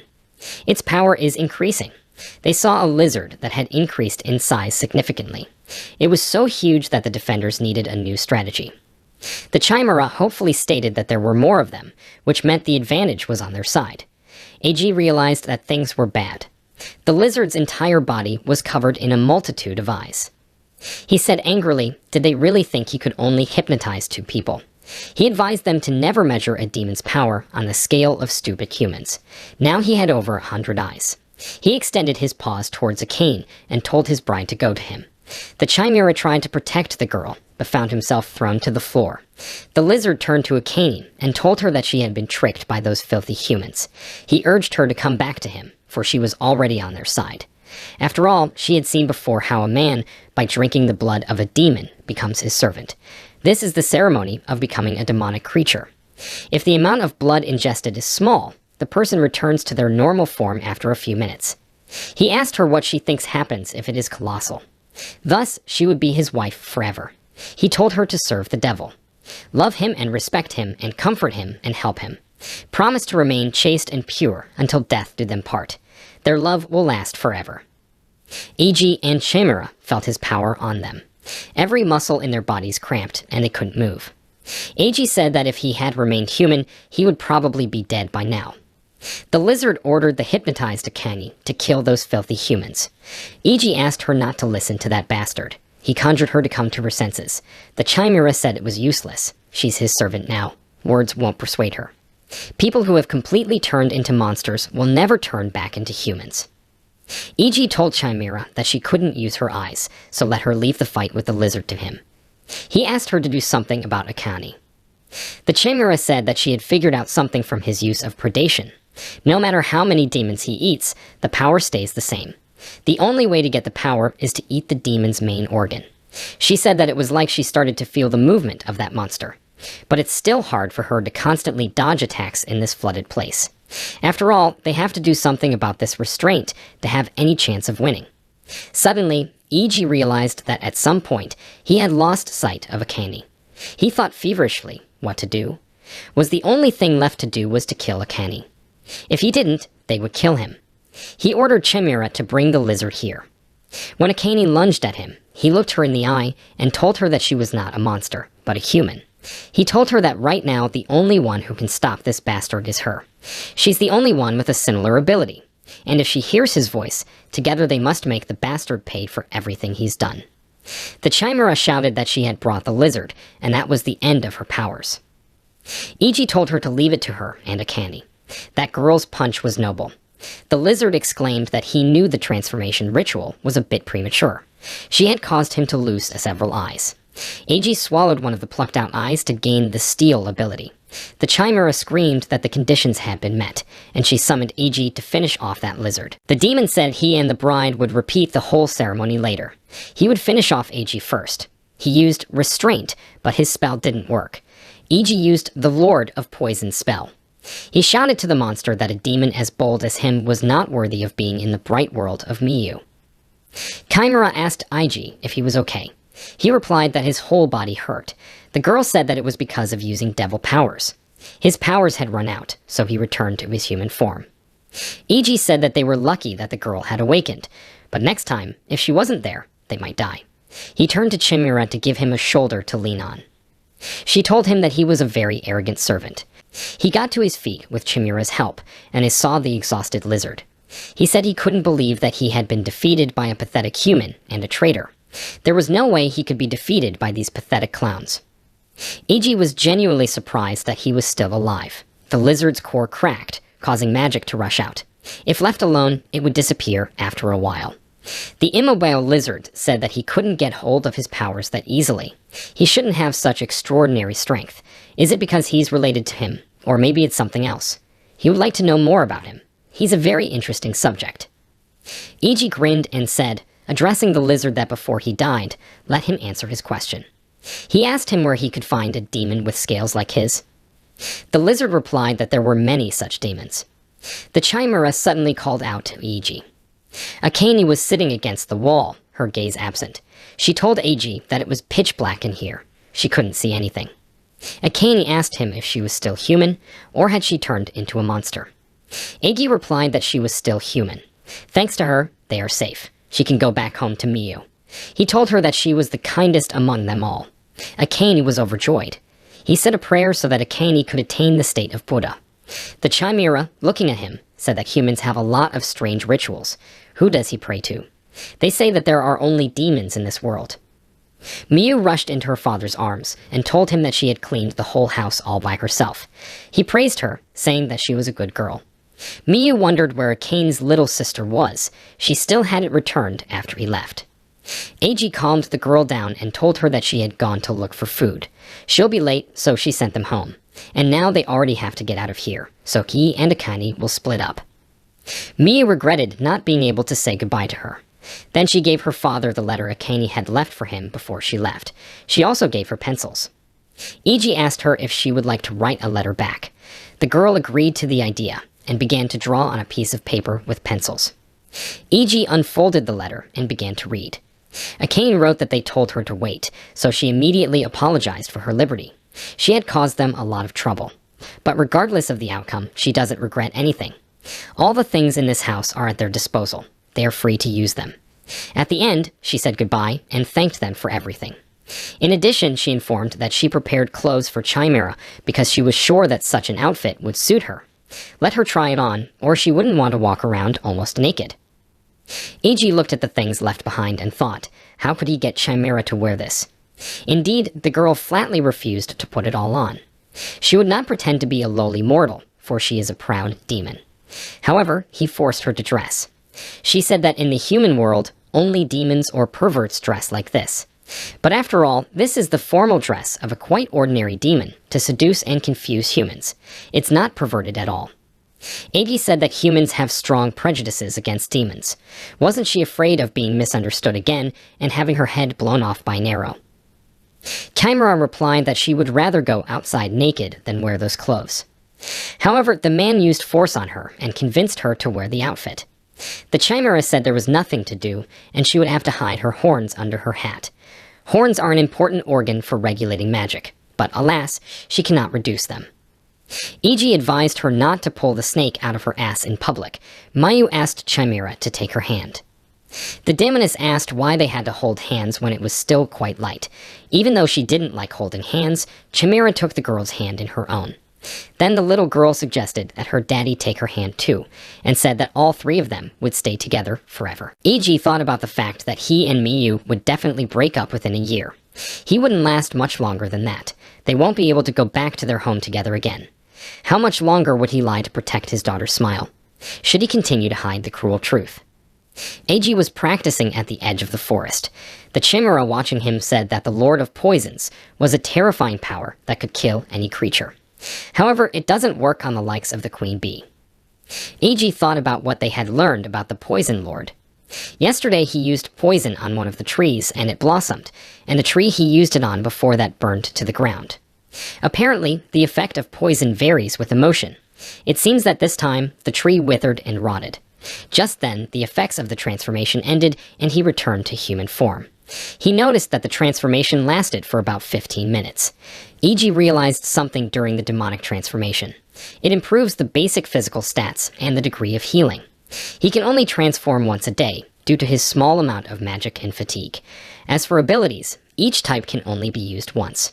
Moreover, their effects are much worse than those of demons. Lord of Poisons cannot produce as much poison as the Queen Bee can, and Restraining narrows the area of effect, working not from 20 meters, as in the Demon Lizard, but only from 2 meters. The effect will last for a few seconds until you look away. The effects of his abilities might change if the growth of demonization accelerates, but he doesn't want to think about that. EG tells Chimera that their activities are changing from now on. Mayu's safety is the top priority. This innovation is inviolable and mandatory. He also added that for Tamaki's sake, he will take revenge on the scaly demon. The Chimera replied that she would still eat any demon that got in her way, no matter the order. AG said that when they come back, they would gather all the information. In any case, they must find and kill that demon first. For Miyu's sake, he would definitely kill him. Then he heard the voice of a girl calling him and informing him that she had found some strange thing. He assured her that he was on his way out. Chimera asked, why is he practicing in secret? Is he afraid to show his transformed body to Miyu? The man replied that he did not want her to see her father in such a devilish guise. Miyu informed him that she immediately guessed where he had gone and quickly found him. He praised the girl and thought that even when he was trapped in the previous village, she had found him quickly. The girl showed how many herbs she had gathered for them, nobilis and white bark, and many others. If you season them, it would make a very tasty dish. Then she showed a rectangular-shaped thing and asked, what is this thing? My father replied that it was a smartphone. It was used to talk to people who were far away. And now it's broken, so it doesn't work. He told the girl to throw it away. The climatic changes were all due to the extreme weather conditions after the disaster. AG was only comforted by the fact that the number of edible wild herbs and creatures had increased, but instead, the seasons were disrupted. It was eerie. Miyu was trying on a swimsuit at home, and her father asked her why put on a swimsuit when no one was there. The girl answered, to learn how to put it on. In the river, she caught a crab. EG said it was a red crab, and it wasn't very tasty. Miyu, seeing Chimera, invited her to join them and swim in the river. She replied that she hated water. EG then ordered to surround Chimera. The two of them caught the girl and stripped her. EG dragged the resisting Chimera into the river by her feet. After bathing, he said that Miyu had gathered white bread and nobilis for them and cooked them with smoked chicken and boiled rice. When the demoness tasted the food, she was crazy happy. Then Chimera asked the girl if she could be her mom. Hearing this, Eiji yelled at her. Miyu has only one mother, Tamaki. Seeing his daughter's reaction, he apologized to her for yelling like that. But she should remember that not everyone can be a mom. The girl cried and didn't understand her father. After all, Chimera was so nice. Eiji decided to go cool his head a bit, and Chimera thought about the fact that there was a gap in this family that was invisible to the ordinary eye. It was made by the same demon she had. What could she do in this situation? Then she berated herself and ordered herself not to lose sight of the goal. To become a demon king, she'll use Eiji just for that. Now is not the time to play happy family. Become a demon king, but if she does, what will she do next? She found Eiji in the woods. He told her he would do anything to gain more magical power, and she said she would make him her closest subject. The Chimera told Eiji that she had learned something in the last battle. With her current strength, she was unlikely to be able to defeat other demons. She needs to increase it. He answered her, meaning that she wanted to make more people as miserable victims as he was. The Chimera replied that fools who turn into demons become just cattle. What's wrong with taking advantage of others? She told him to stay out of her way. Eiji told her that she was acting just like other demons. The girl replied that she was a demon and its mistress. He, as a servant, must obey her orders. Eiji calmly told her that she had forgotten that he knew her real name. She was startled and asked him what he was going to do. He said it was an order, Valafar. From now on, he forbids her to use her magical powers on humans. Chimera was furious that he used her real name. She said that Eiji was the most disgusting of all fools. In the evening when they got home, Mayu noticed that something was wrong with the adults. She asked them if they had a fight. Chimera replied that not at all. She just didn't want to see her stubborn father's face. Miyu said it's not okay to fight. She and her dad always made up, and her sister Haim should try it too. And Eiji told the girl that he would definitely make up. But Chimera decided to leave them and said that she would do everything without Eiji's help. Mia rushed after her and told her not to go there. Chimera asked her to get out of the way. There's no way she'll make up with her father anyway. But the girl said that's not what she's talking about. She has a bad feeling about it. There's two. They looked around and saw the tree monster. It seemed to them that it wasn't moving, but it was worth checking anyway. E.G. struck a few blows with his axe, but there was no reaction. He thought it would be very difficult to defeat it without a chainsaw. He's pretty tough. E.G. told them not to approach the monster until it was clear he was harmless. He asked Miu if she could recognize the monster's location. She replied that she and her little sister could too. The Chimera said that she was good, but she couldn't do that. Iggy said there's another demon near them. He would go to investigate. He ordered the girl to hide in an abandoned factory under Chimera's supervision until he returned. The girl explained that she was not obliged to guard his daughter. However, she complied. As they sat in the abandoned factory, Miu asked Chimera if she could shake her dad's hand and make up with him. She replied that she was not the cause of the quarrel, and there was no way she would shake his hand. Then the Deviless said that she hadn't eaten anything since morning, and that's why she was hungry now. Miu shared with her the cookie Akane had given her. Chimera stated that unlike her stubborn father, she is very kind. When she becomes queen, she will definitely make her a minister. Miu refused. Chimera asked, then what does she want? The girl replied that, in truth, she wanted Chimera to be her mom. But by doing so, she only made her daddy angry. So she wants Chimera to be her friend now. Demnis asked what does it mean to be a friend. Miu wondered if Hima's little sister didn't have any friends. Friends are the ones she will always get along with. The Chimera was also surprised and asked, didn't she have any goals besides this one? Then it was decided. She will become her friend, and it is a great honor for her. Then Miu told her to pledge on her little fingers. The Chimera didn't understand her and asked what it was. The girl said it was to interlock little fingers and swear. They interlocked pinkies, and Chimera said she was telling the plain truth, and she would eat a porcupine fish if she lied. She asked about the little fingers, is it some kind of demonic contract? And the girl answered that from now on they would be friends forever. Chimera said that it was rather impertinent of her to make a contract with a demon, since she was still a young child. Suddenly, the Chimera noticed blood on the floor of the workshop. It had a human odor to it. It was leaking through one of the doors. The demoness peeked through the crack and saw that there were two men there abusing the girls, and one of them looked like they had already killed. One rapist was telling the other not to kill anyone else. Otherwise, they'd be in trouble if any more chicks died. They continued to torture the girls, and were glad that they were able to escape to this small island. They couldn't have imagined such an apocalypse. It was as if this kind of entertainment had been waiting for them. Chimera thought that this was not the work of a demon, because she felt no signs of magical power.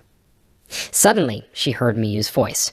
One of the criminals was holding her in his arms, clamping her mouth shut. They noticed Chimera, and were happy to see that she was very young. They decided that she wouldn't bring any money, but they could sell her instead of the dead bitch. The Chimera thought that these nasty little people didn't realize who they were dealing with. She in her demonic form would make mincemeat of them. But then she realized that she could not use her magical powers against these nasty people. After all, there is an order forbidding the use of magical powers against humans. She can't attack them. And it's all because of AG. One of the bandits pulled out a knife and told her not to move. If she moves once, he'll stab that girl to death. The Chimera thought feverishly about what she should do. There was no way she could save Mia this way. She held up her hands and gave up. She asked them to let the girl go. When they let her go, she ordered her to run to her father. But the other criminal said that he would not let her run away and ordered her to stand. The Chimera lunged at them with her fists and said that their opponent was now her. She won't even let them touch her with a finger. She thought indifferently. Why, being a demon, couldn't she fight back against them like a normal human? It was like she was back in a time when she didn't have servants. What a lowlife she was. They wanted to throw her into the cell, but suddenly they saw horns on her head and assumed that she was a demon, and immediately expressed doubts, because a demon who took human form would not go with a child. Maybe she has a contract with someone. The Chimera barely moved. She knew how evil and disgusting humans could be. Her wounds were healing very slowly. If she had any magical power left, she would fight these scum on equal footing. She thought bitterly about the fact that both demons and humans were after her life. She realized that she could not survive without a fight. But her magic was not enough to fight. She found a dead demon in the basement, and decided that if she ate it little by little, during the hours of the full moon, her strength would be restored. She ordered herself to hold out and survive. These people kept torturing her. Were they deciding what they would do? If they found out about the contract, they certainly couldn't sell her. But as long as no one knew, everything would be fine. After all, a woman like that lying around is a pity. She should be used. They continued to abuse her. She thought that if they continued to rape her like this, a contract would be made. Even if she didn't give a reason, there would still be a contract. They would get magical powers. Then she would follow the plan like she did with AG. But she wouldn't let them get away that easily. She only prayed for one thing, to be helped by AG. Not only were they raping her, but they were beating her. Once again, as the rapists were abusing her, the sound of footsteps was heard. AG entered the room and threw the severed fingers of his coworkers at the perpetrator's feet. Chimera noticed that it was perfect timing.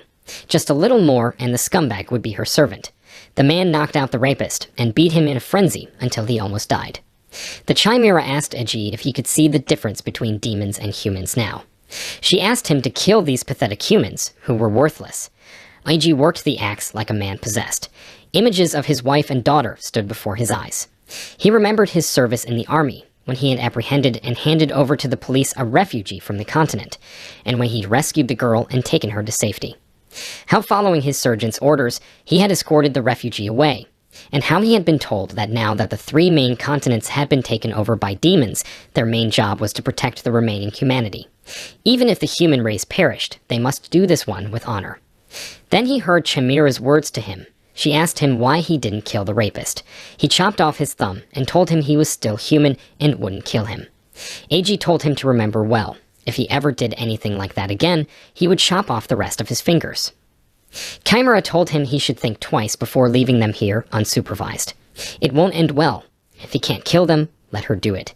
He could kill them and, in exchange for their miserable, worthless lives, get the most powerful fuel for his abilities. Wouldn't that be much more beneficial to humanity? The young man replied that it couldn't be done, and he wouldn't let her kill people. He thanked her for saving Mia, but human problems should be solved by humans. A demon has no right to speak out on that subject. Chimera contradicted him and told him to take off his rose-colored glasses. This world isn't as perfect as he thinks it is. Someday, his gullibility will destroy him. People are untrustworthy, shallow, stupid, and immature. Why does he care so much about them? Why won't he let her gain strength? Or is he jealous of the others? Eiji replied that his only wife for life is Tamaki. No matter how much she made eyes at him, nothing would change. The Chimera asked him, then what did she mean to their family? He replied that he was human, she was a demon. That was it.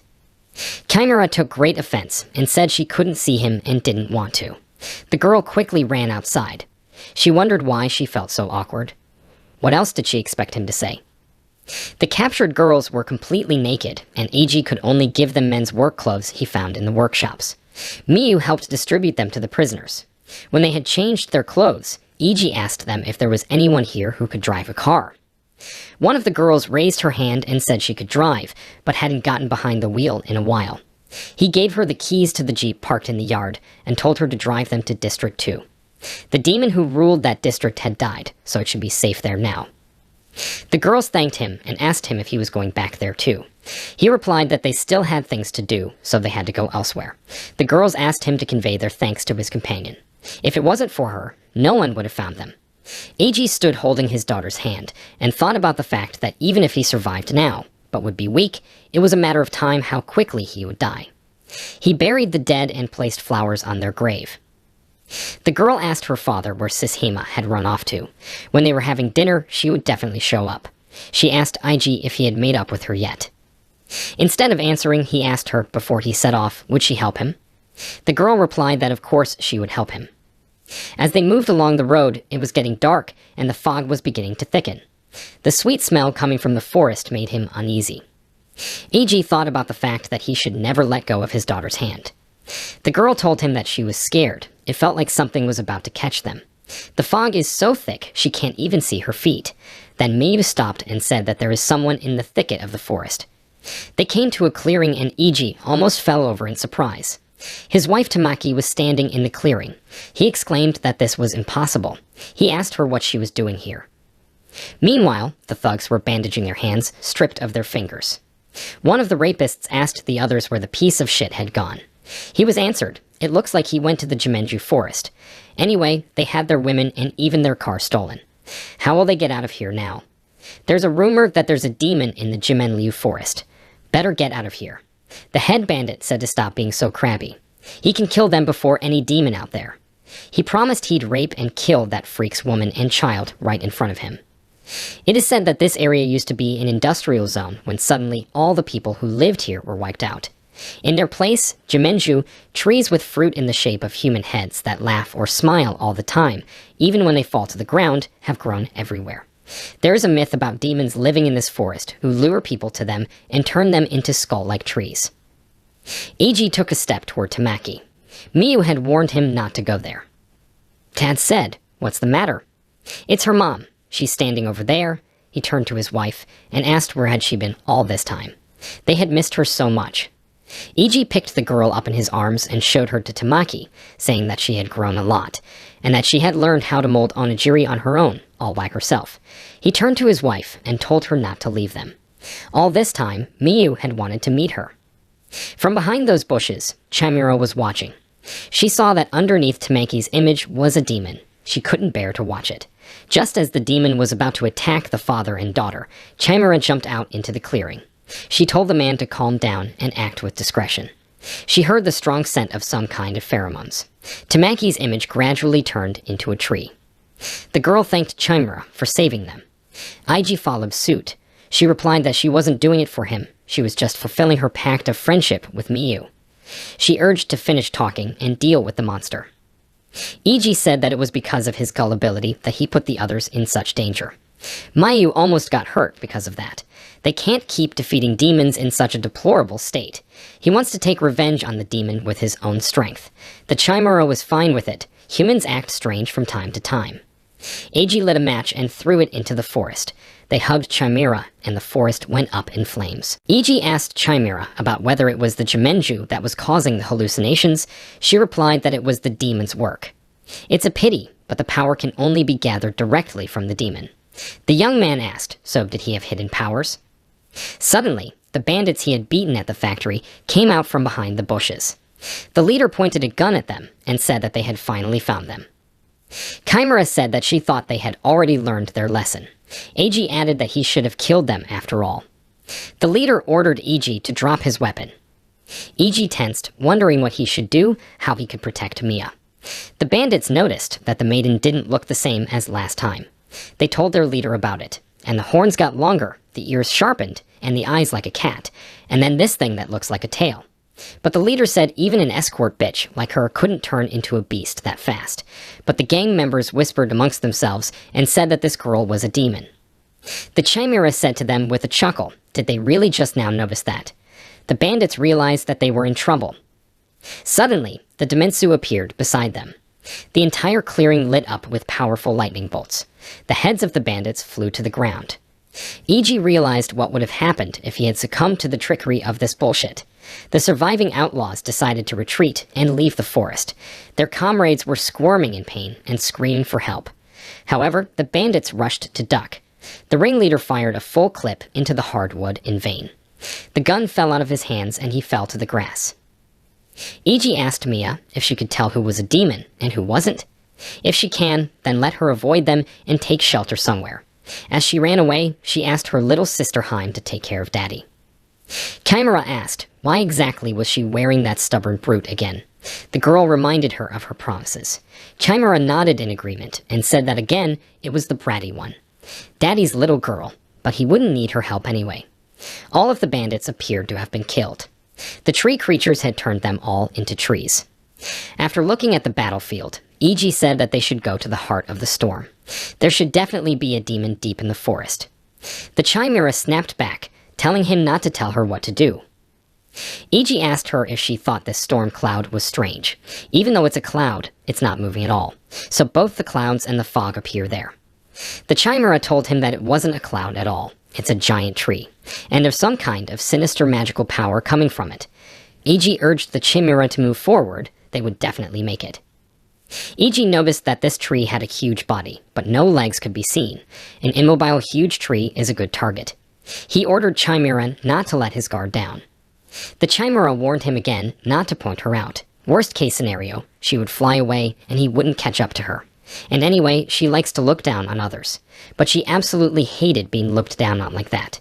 She turns to the giant tree and tells it that she is the one who will soon be the demon lord. She urges her to join her army, and then she will grant her freedom. If she refuses, she will consider her enemy and finish her off right now. But the demon was silent. This time, it was a very quiet demon. Suddenly, the whole place lit up with lightning. It was a thunderstorm. The Chimera was on the ground and said that this demon was the most dangerous she had ever dealt with.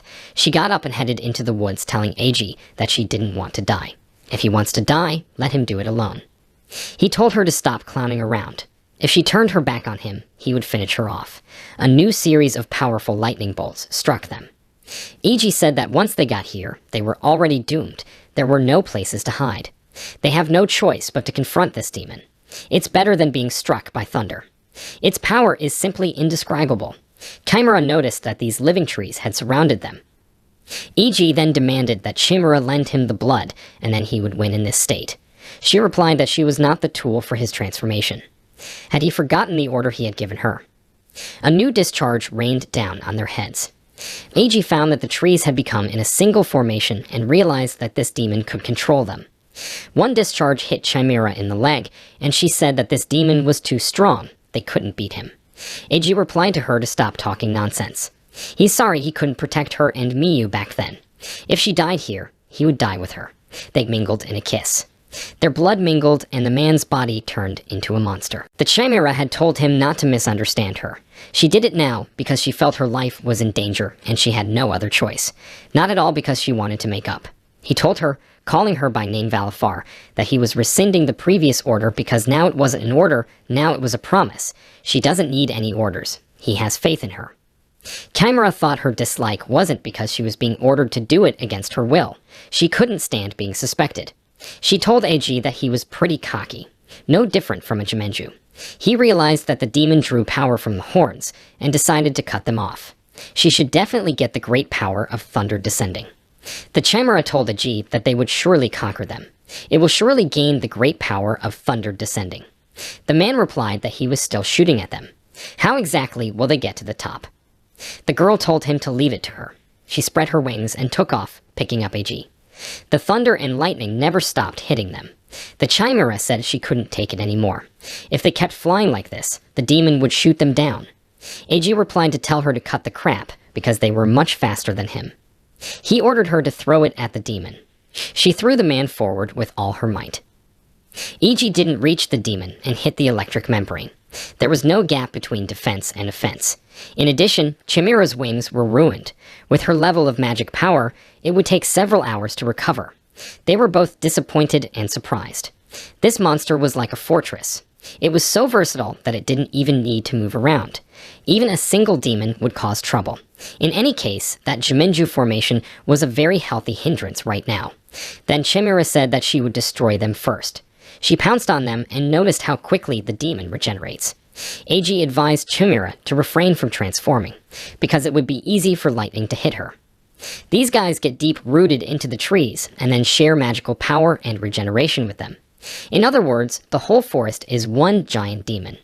EG agreed, but he hoped that they could do something about it. The Chimera said she didn't know what his plan was, but have him consider that only one power can be used at a time. Let him be careful. He summoned the Lord of Poisons.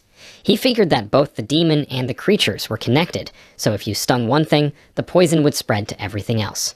The demon applied the thunderous descent again. The world around him turned into an inferno. Chimera asked him if he had a plan B. The only thing left was restraint. Agi said he had a backup plan and could be relied on. Chimera asked how they would defeat him. He told her that someday she would be the link between humans and demons. May she not forget her promise. No one believes what an assassin says. He wants her to become a demon queen that humans will love. She noticed that now was not the time for such talk. They noticed they were being surrounded, ringed. Agi said that if she dies, he dies. But if he dies, she stays alive. The Chimera said he was talking nonsense, and advised him to get out of the ring as fast as possible. Igi told her to become a fair demon queen, and to take care of Miyu. Chimera felt helpless. She couldn't help Agi. If only she was stronger. She shouted at him that she wouldn't let him treat her like a thing. Weren't they supposed to work together? The forest monsters surrounded Eiji. They were squeezing the magic out of him. He had nowhere to run. Besides, he had already used the Poison Lord. If he wanted to win, he would have to use the rest of his arsenal of restraints. He has no choice but to bite off those demon horns and seize its power. To do this, you have to dodge the lightning bolts that unleash the demonic monsters. It is necessary to get through the lightning membrane. How reckless of him. But this is the only chance to get back to Miyu.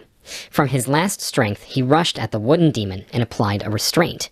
He thought about the fact that right now, he could only stop it with restraint once, for a moment. But if there is an effect, any moment is priceless. The odds are 50-50, but victory would still be his. He swung his axe and unleashed its full power on the demon, trying to destroy her horns.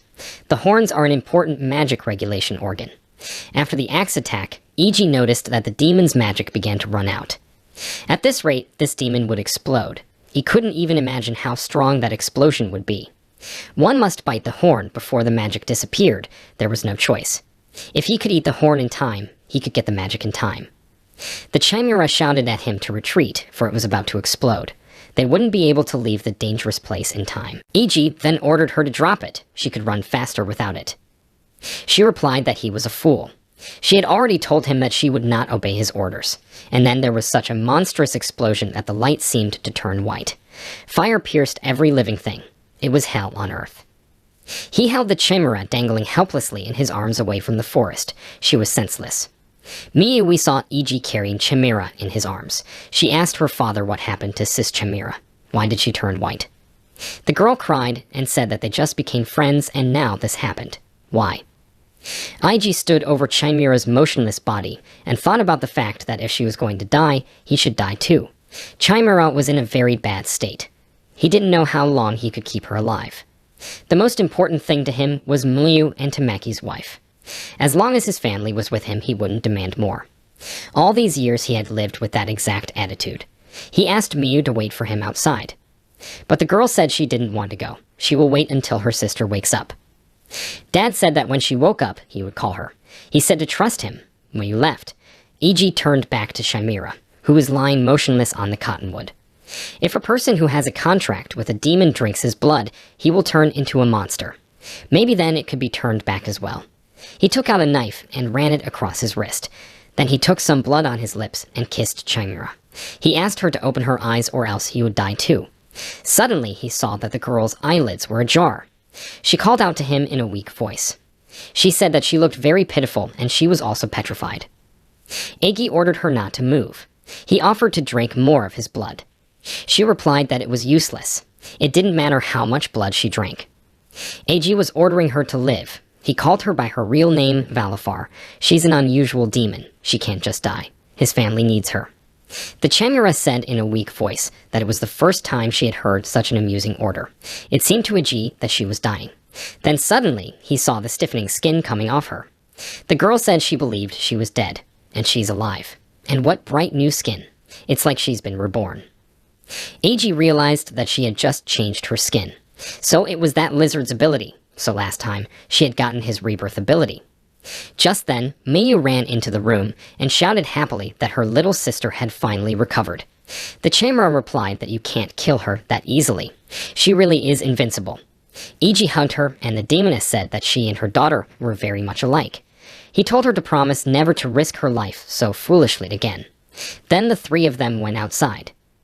Eiji thought of the scaly demon he'd missed once, but now he would find it and kill it. At this time, in a high-rise building, a priest, pouring a glass of wine, asked the one-eyed demon Balaam, "Is it true that all demons are dead?" She confirmed it and said that the 3 pillars had already been confirmed. The man said, only the monster and the demons themselves can kill their own kind. So this is the work of traitors, or rebels. He stepped back to the window, where a huge beast fish patrolled the perimeter, and said it was very curious, killing your own kind. At this time, Eiji was helping Chimera replenish her energy. The skin shedding consumes it in large quantities, so he was forced to help her. Chimera and Miyu strolled through the ruined neighborhood. At a broken traffic light at a crosswalk, Miyu raised her hand. Chimera asked her what was she doing. The girl replied that the crosswalk was dangerous. First you have to look around, then you have to raise your hand and only then cross. Chimera asked how dangerous are these crosswalks. That's when they saw AG, and Chimera asked what was he doing. He was catching fish with his hands, but it was very hard to do. He thought it would be nice if he had a fishing rod. Lately, their diet consisted only of mountain herbs. He wanted to treat Mia to some fresh fish, but he couldn't catch any. The Chimera smiled and remarked that even such a jack-of-all-trades couldn't handle some fish. To which E.G. replied that she was afraid to even go in the water, so don't let her teach him, you empty-headed fool. The girl replied that somehow she had survived to this day. She decided to tell him her secrets of successful fishing. The Chimera dipped her tail into the river and waited. You have to be as calm as water and grass, and then as soon as you feel a fish, you have to pull it out immediately. Suddenly, A.G. shouted for her to hide immediately. There was a giant fish swimming down the river, a monster. Apparently it had its dwelling somewhere close by. It couldn't even believe that it was once a normal human. What the hell kind of demon was this contract with? They were frying fish strung on metal rods over a fire that A.G. had lit with a metal match with a magnesium rod. The Chimera noticed that it was a very handy thing to have. The humans are fragile, but they have interesting things. Then she pointed to a small box and asked what it was. A.G. replied that it was a solar panel that converts the sun's energy into electricity. This kind of energy can be used in flashlights, for example. Then she inquired about the two small cylinders. E.G. said that after the disaster, foreign-made electrical appliances have all but disappeared. Domestic brands are still in use. He can't believe they will be able to use them even if the rest of the world dies. The Japanese technology left behind by their ancestors is amazing. He thought about the fact that he wanted to leave something for Miyu too, except what? Maybe he wanted to leave something that would last forever. The Chimera tasted fried fish for the first time. She had always eaten raw before, and she couldn't think it was so delicious. Miyu thanked her little sister for helping them catch fish. Eiki asked Chimera, "What about that giant fish? They won't be able to handle it, will they? They are at a huge disadvantage compared to the other demons. They need to do something about it. If you know a demon's true name, you can control it." Can she name the other demons? Even if she named one, it would make it easier for them. But Chimera couldn't remember any of them. She had lost her memory after regenerating. She only remembered the faces of those hateful demons who had banished her. They walked further towards the 3rd district. Mayu asked her father what kind of place was the 3rd district. He replied that it was a district that was rumored to be more popular than the previous 2nd district. He expressed his hope that she would make new friends there. The girl got excited and said that for now she would repeat the first speech, which is voiced when meeting a new person. It contains brief information about his age, interests, profession, and so on. She asked Chimera if she wanted to go with her. The girl began to rehearse. "Hi everyone, my name is Kodo Miyu. I'm 6 years old. My favorite food is strawberries." Then she asked Chimera to do the same. The one closed her eyes and said that she is the vessel of the demon lord. She is the one who will be the ruler of the demonic and human race. Soon they came to the borders of the 3rd district. A high wall built against the demons stretched in front of it. Chimera noticed that it was built very carelessly. In one place, the wall is even interrupted. She summoned Eiji to her side and asked him to look at it. The city stretched out in front of them, but not a single person was visible. Mayu saw people's skulls in the wall and was very frightened. She said she had a bad feeling. And it wasn't a demon wall at all. It was the giant fish crap they saw on the way here. The 3rd neighborhood had already been carved up. The girl saw someone coming. 2 beings appeared in front of them, a man and a woman. The man said that they were all trespassers and they had been discovered. 1 demon, his servant, and 1 human. The man was the demon Epos, and he told them that they dared to enter their territory. They've got a lot of nerve. They realize what's about to happen to them, don't they? Epos said they dared to enter their territory. They have a lot of nerve. Balin decided to correct her brother. She told him that the territory was not exactly theirs. Epos replied that he didn't care about the details, and it's a territory he has no intention of sharing with a one-eyed freak. Eiji thought that there were 2 demons in front of him at the same time. What's going on?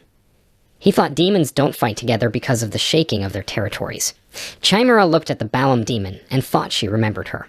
They glanced over to Eiji and merged in a kiss. Their blood mingled, and Eiji's body began to take the form of the transformed one. Epos remarked in surprise that it looked like a voluntary mutation. Quite strange considering the difference in their statuses. Miyu, on the other hand, was very excited to see her daddy making out with her little sister. The Chimera picked the girl up in her arms and ran away. She decided to get her to a safe place first, and asked her not to die before she got to Eiji. Meanwhile, Eiji thought about the fact that he had no chance of winning against two demons. All he could do now was buy time for Miyu to escape. Epos said, grinning, that it looked like only a servant would fight them. But Balan declared that no one would escape retribution. She pointed her hand in the direction of the fleeing men, and they were on the ground. Infuriated, Eiji rushed into battle. He used a thunderous descent and incapacitated Epic for a while, but there was still one left. He, on the other hand, had time and strength left. He ordered the one-eyed one to stand still. She let off a bolt of lightning that did him no harm. Suddenly, Epos appeared and said it was his prey. Eiji belatedly thought he should have blown its head off. He didn't know that this demon had the same regeneration as that lizard, and even stronger. He couldn't lose to them, so he applied restraint. Epos felt that his body wasn't moving. That's when Eiji applied the poison power line. The demon felt another monstrous power on him. Eiji told him that he didn't know anything about his regeneration, but it definitely wouldn't help him from the poison inside. But the reaction to the simultaneous use of multiple powers brought Eiji back to his normal human state. He thought he's done his best. He's defeated one demon. Nothing left to do but entrust the other one to Chimera. But Chimera told him that wasn't all. The magic power of the first demon was growing. Eiji realized that this strong demon was an immortal. He shouted out that the manufacturers of the pathetic devices didn't kill him. Furthermore, a servant can't inherit only one power from his master. He took the rest of the powers from the other demons. All this time, they had been searching for them. He asked Eiji how many demons he had already killed. Looking at the man losing his strength, Epos asked, had he already deflated? You couldn't even call it disappointment. Chimera angrily asked the demon, how dare he be up his servant? Balam, looking at her, said that for so many years she had been a serious threat, and now she looked very pathetic. She knew that her strength and free thinking would lead to a bad omen. That was why she had offered to banish Chimera, despite her stubbornness. She had put her trust in a stupid human again. She was repeating the same mistakes. Chimera replied that she does not belong to neither demons nor humans. For her, both demons and humans are her worst enemies. But these people are different. Let them try to touch them. Balam replied that this situation is very comical. She was deceived by people. Pathetic traitor. Epos asked in surprise, did that horde really kill some demons? After all, they are so pathetic that it is unbelievable. Balam said that it was definitely them who killed them. If they did take the demon's powers, it was only with the help of this traitorous woman. She was called the Demon of Plunder. The deadly sins she had committed in the past were too heavy, but now she, a miserable deviless who had forgotten that as well.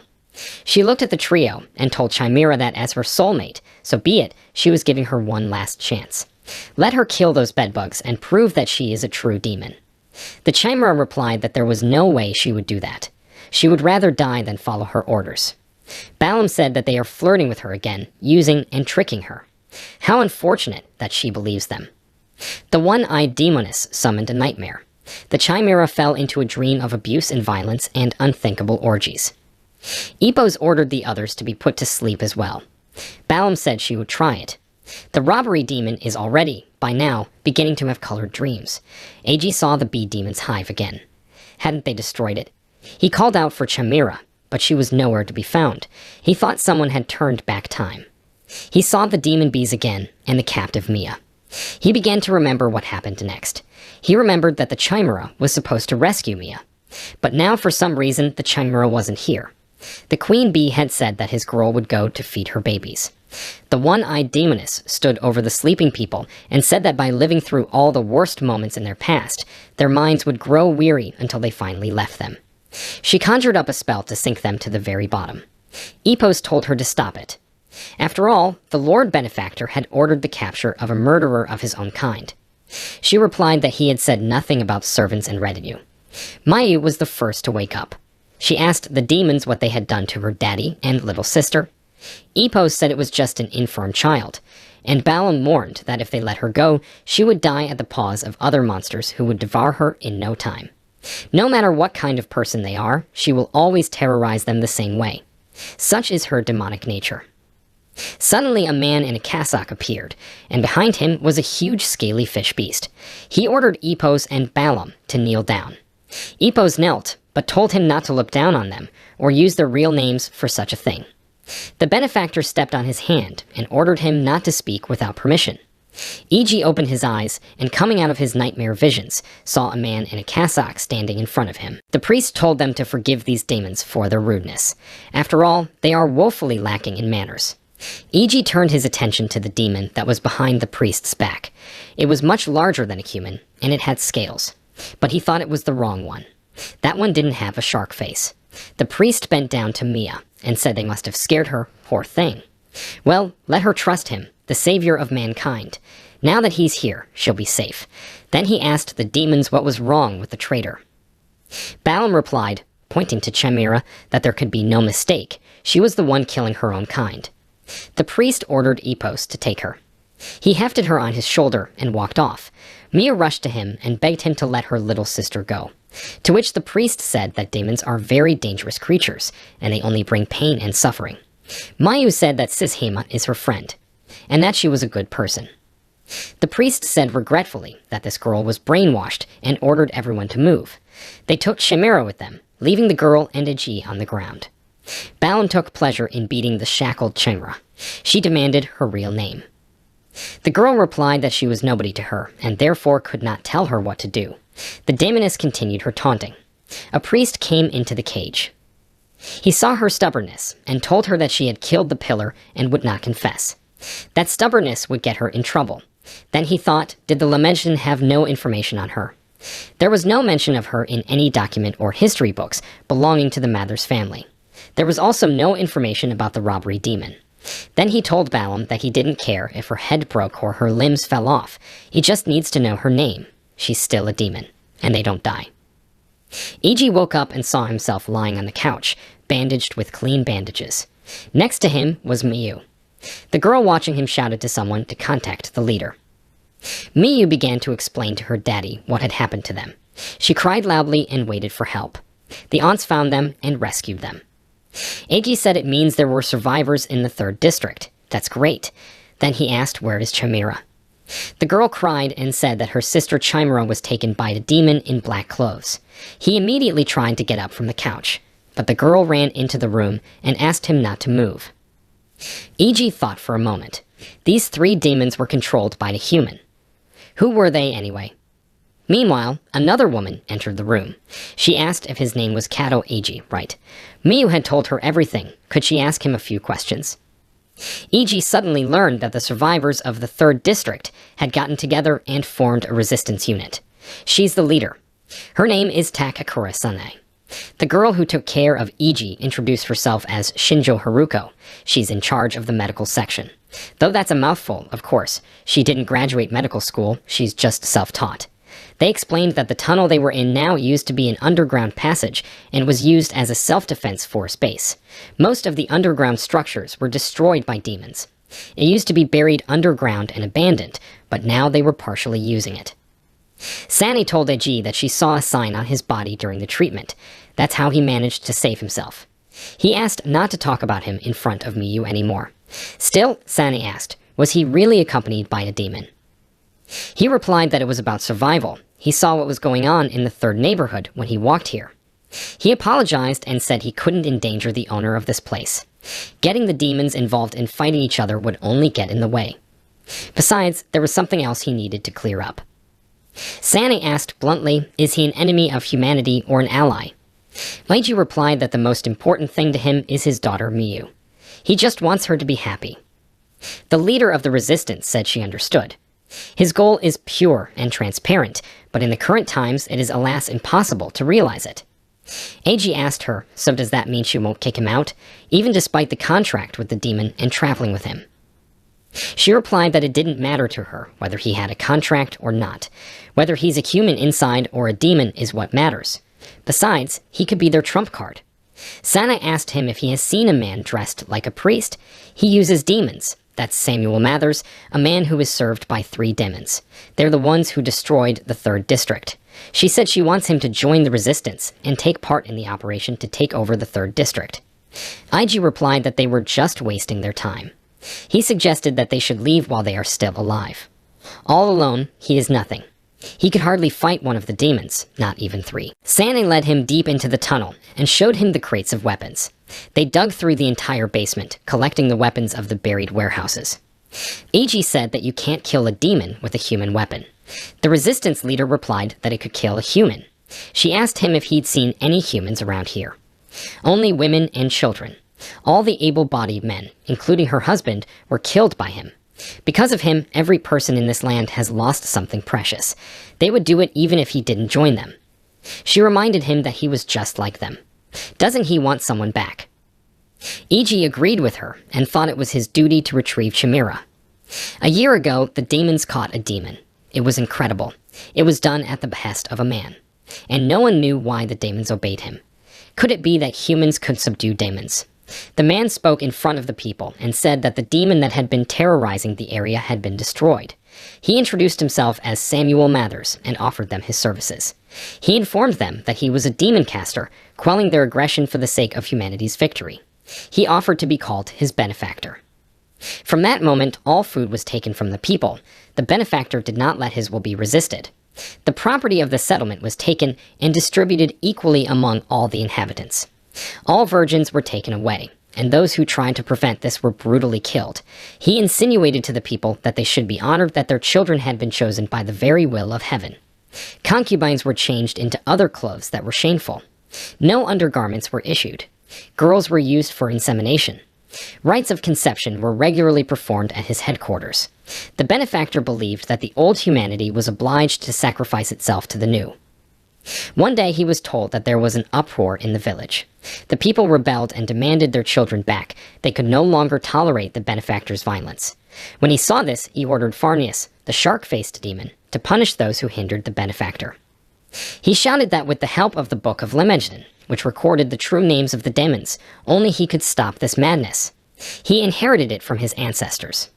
Do they really want to wait until every human on Earth is exterminated?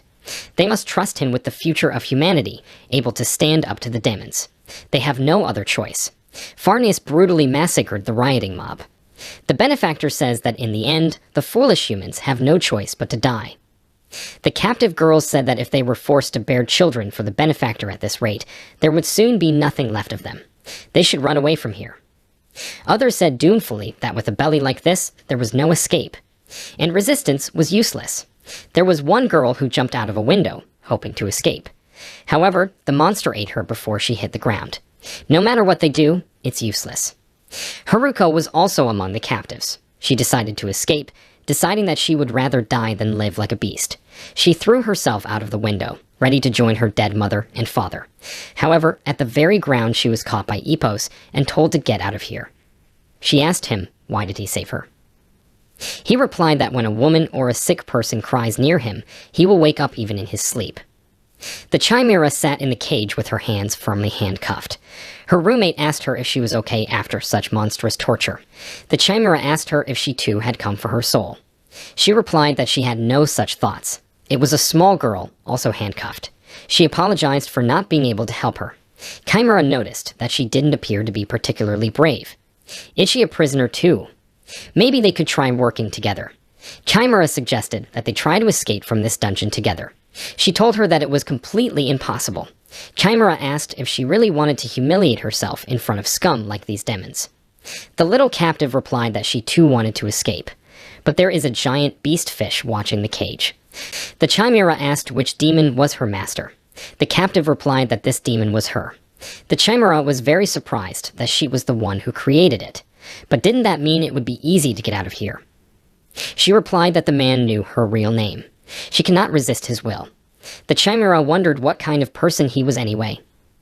She replied that she didn't know all the details, but that 1,000 years ago, a demon king had collected all the real names of his remaining subjects in a grimoire.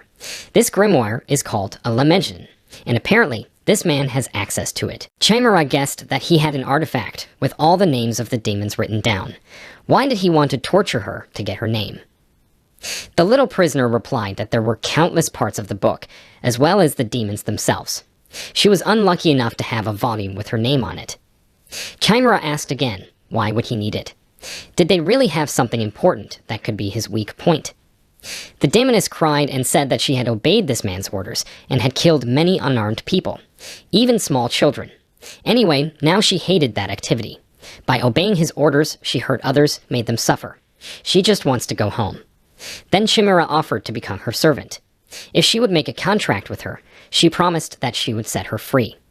Her mistress Chimera would soon become a vessel of power that would eventually become the Demon Queen, the leader of all living things. The body demoness said it would be reckless of her. Chimera offered the cowardly woman, who only cries, to share her precious opinion. Crybaby said that if she walked out of here, she'd be forced to kill people again. She wouldn't survive that Chimera noticed that she was too sentimental for the demon. She slipped her pinky through the bars and offered to let her take her finger with hers.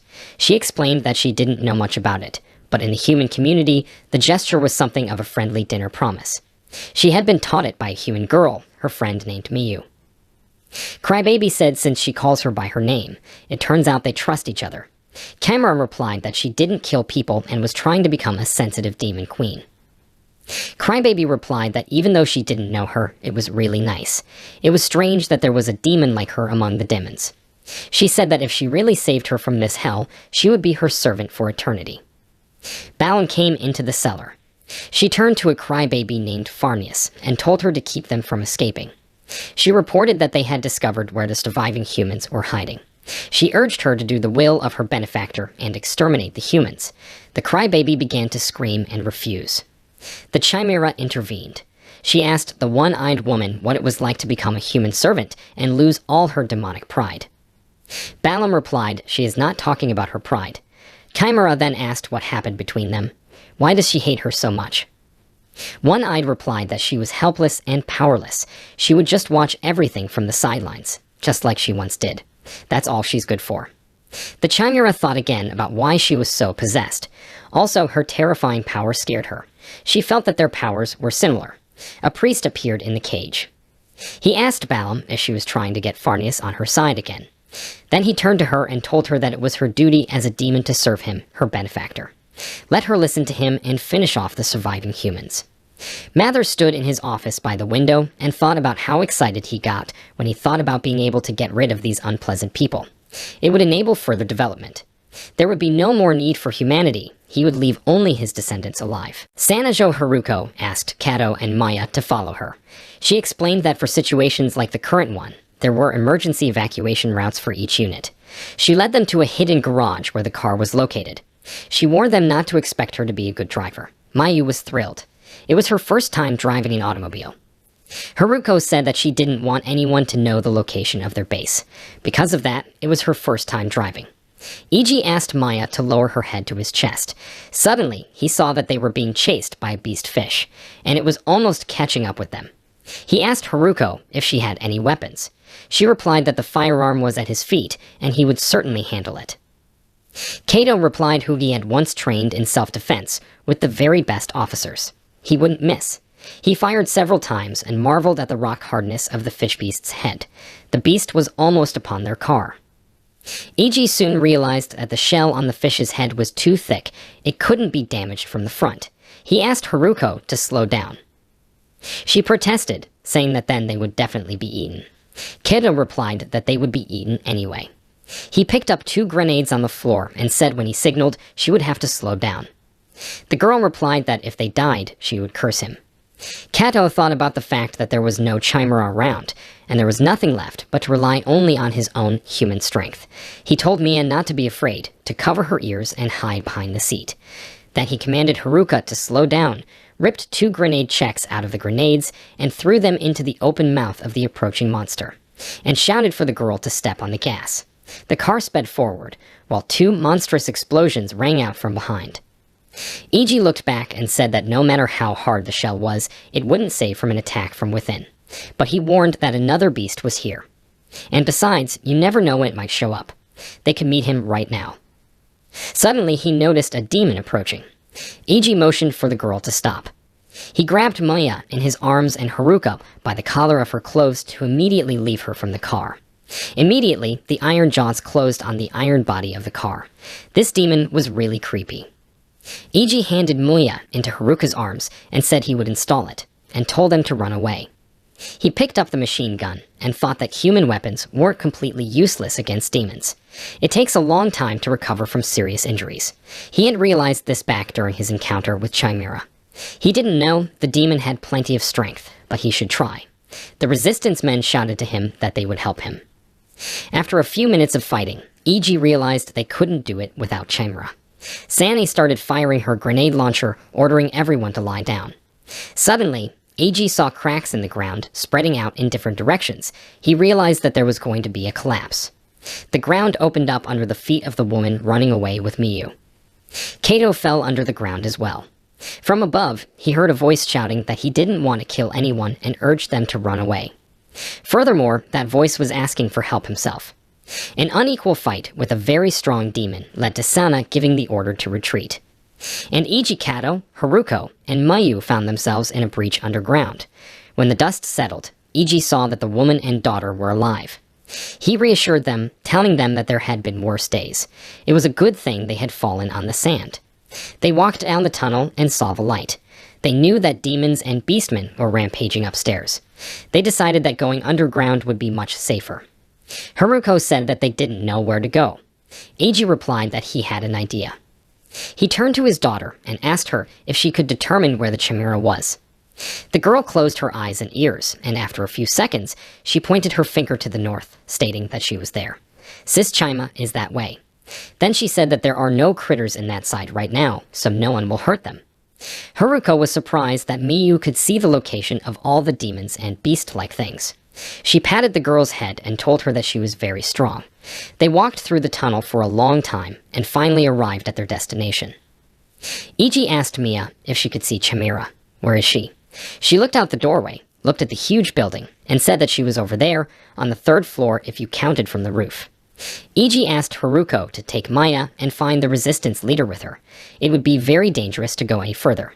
Haruko said that there are many captive girls like her there. Eiji asked to go back with his daughter, because only she can help him in this, and he will deal with the girls somehow. The girl took Maya's hand and led her towards the 3rd neighborhood.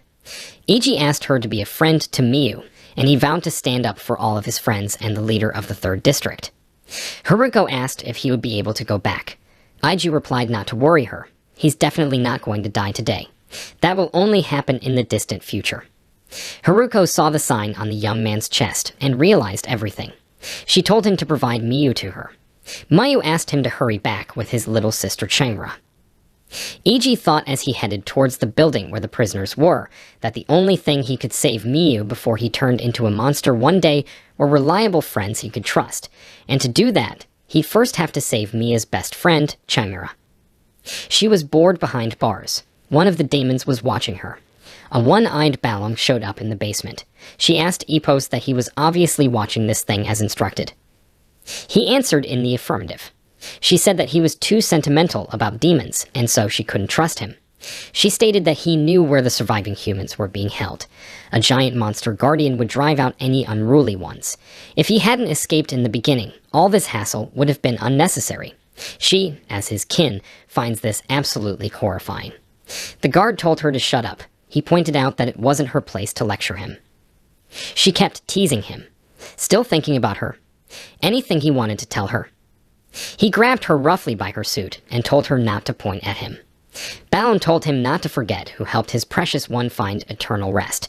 He asked why would a demon like her listen to this idiot. She could destroy an entire building in an instant if she wanted to. One-Eyed replied that her hatred was deeper than the depths of Abaddon. No matter what she does, her thirst for revenge never fades. This mortal world is a miniature garden in a box. She thought everything living was just an interlude. The other day, however, she discovered something interesting. Here the demoness looked into the cage and ordered it to be opened immediately. Epos asked, "What happened?" She quickly walked in, looked at Chimera, and exclaimed, "What the hell is this?" Impossible. She had tricked them. Chimera wasn't in the cage, it was just a hallucination.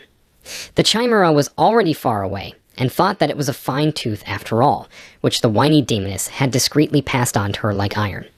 That's the kind of power that whiny demoness has. How one would like to take that power. She thought of feeding that power to Agi. Then she thought that won't do, because she made a promise that she would save that sentimental demon. She will give it to Agi, but only after she helps the crybaby. As a demon, she can't break a contract.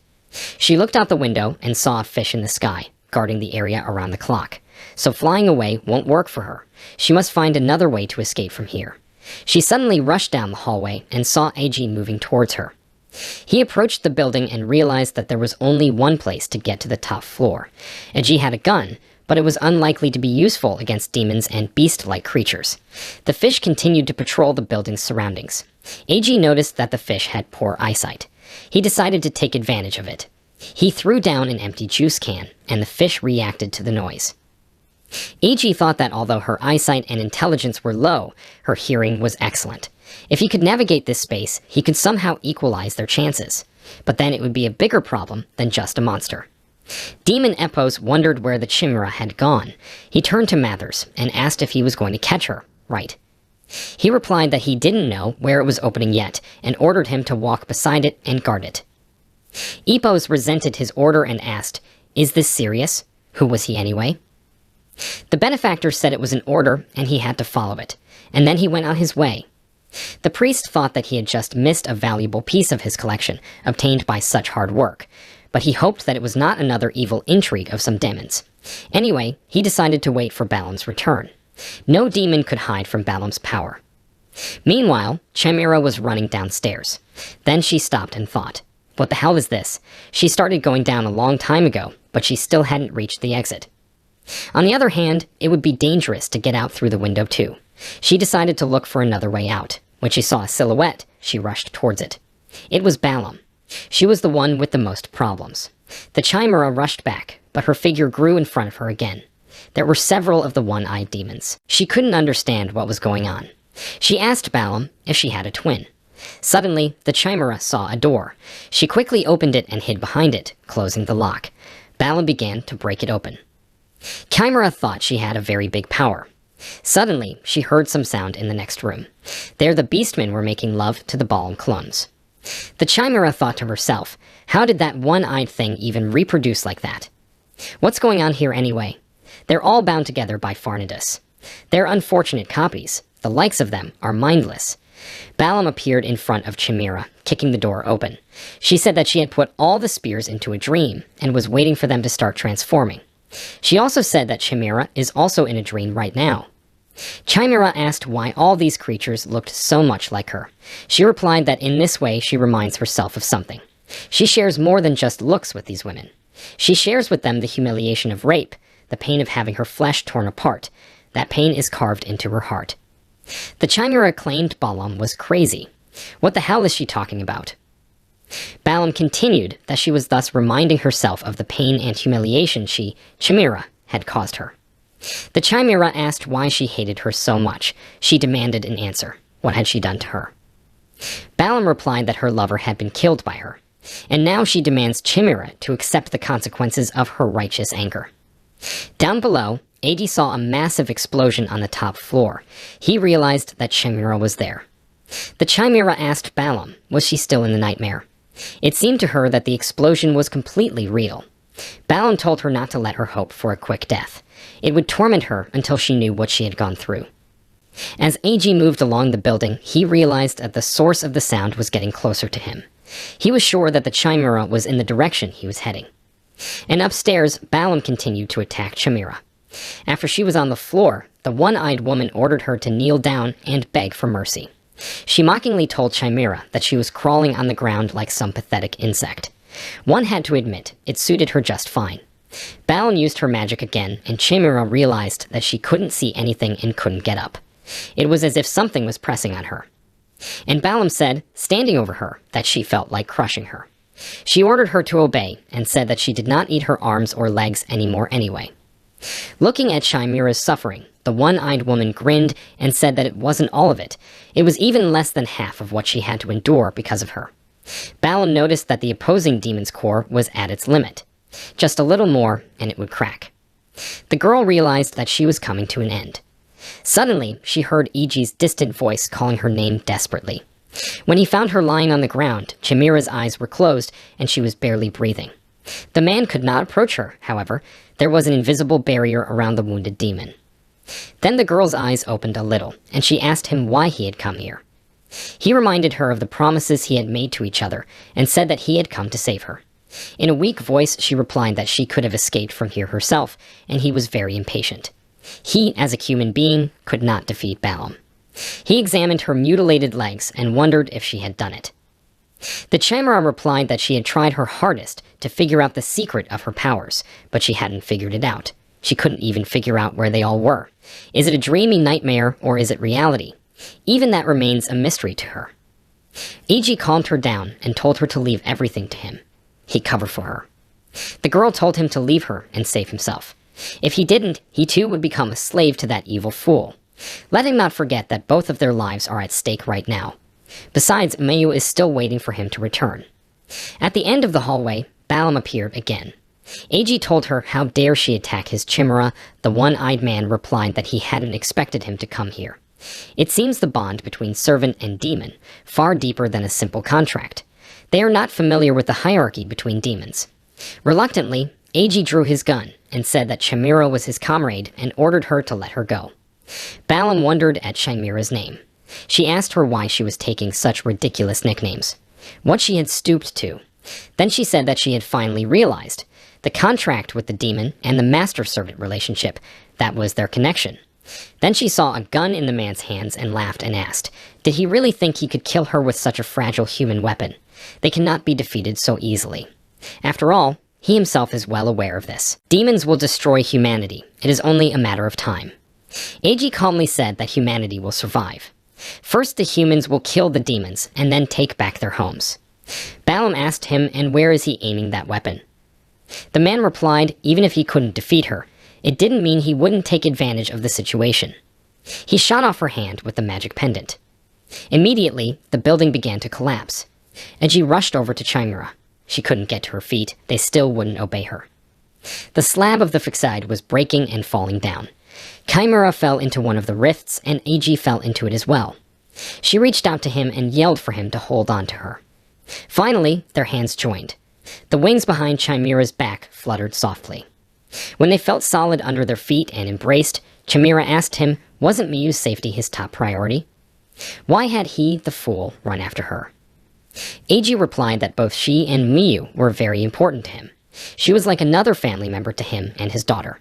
AG and Chimera merged in a passionate kiss. Their blood mixed together. They did it. Suddenly, a demon's stone head appeared above both their heads. The Chimera threw AG upwards. His body was rapidly transforming into a monster. He whispered, looking at the monster, that it was still to be seen which one of them was stronger. He was now an order of magnitude taller than him. He is the father of thunder. Thunderfall magic illuminated the darkening skies. The defeated opponent experienced several magic attacks, inherent in irreparable damage. The Chimera also applied its skills. However, her energy reserve was low, and her magic soon ran out. She became very weak. However, EG picked her up in his arms and said that until her legs recovered, let her be careful. The Chimera responded by telling him not to treat her like his girlfriend. The monster collapsed its huge head right onto the sidewalk, raising clouds of dust and rubble. The nuns who saw this shouted that Mr. Benefactor's magical creature had been defeated. It must be reported to him immediately. And in the basement prison, a nightmare was going on. The abuse of the beast-like creatures had reached its peak. The prisoners were screaming and crying out for the Benefactor's help. AG carried Chimera in his arms, while the one-eyed demoness looked on from afar, vowing to be sure to upset their harmony. Meanwhile, the Benefactor, Samuel Mathers, was tirelessly impregnating young girls. There were many willing young girls. He was very pleased. An assistant entered the room to Mathers. He appealed to the Lord Benefactor to save them. The demons have started a riot on the lower floors. If nothing is done, they will lose control. Mr. Benefactor is the only one who can stop them. Mathers told him to use the helicopter that is on the roof. He ordered the aide to get ready to evacuate. To objections that everyone wouldn't fit in the vehicle, the Benefactor told him to select candidates. His safety and the safety of his offspring must be prioritized. Non-pregnant maidens must be excluded. An aide asked him if he had other followers. Mathers replied that they are all parts of his body. He even made an analogy. If he is the heart, they are his fingertips. He asked the helper what he thought was more important, his fingertips or his heart.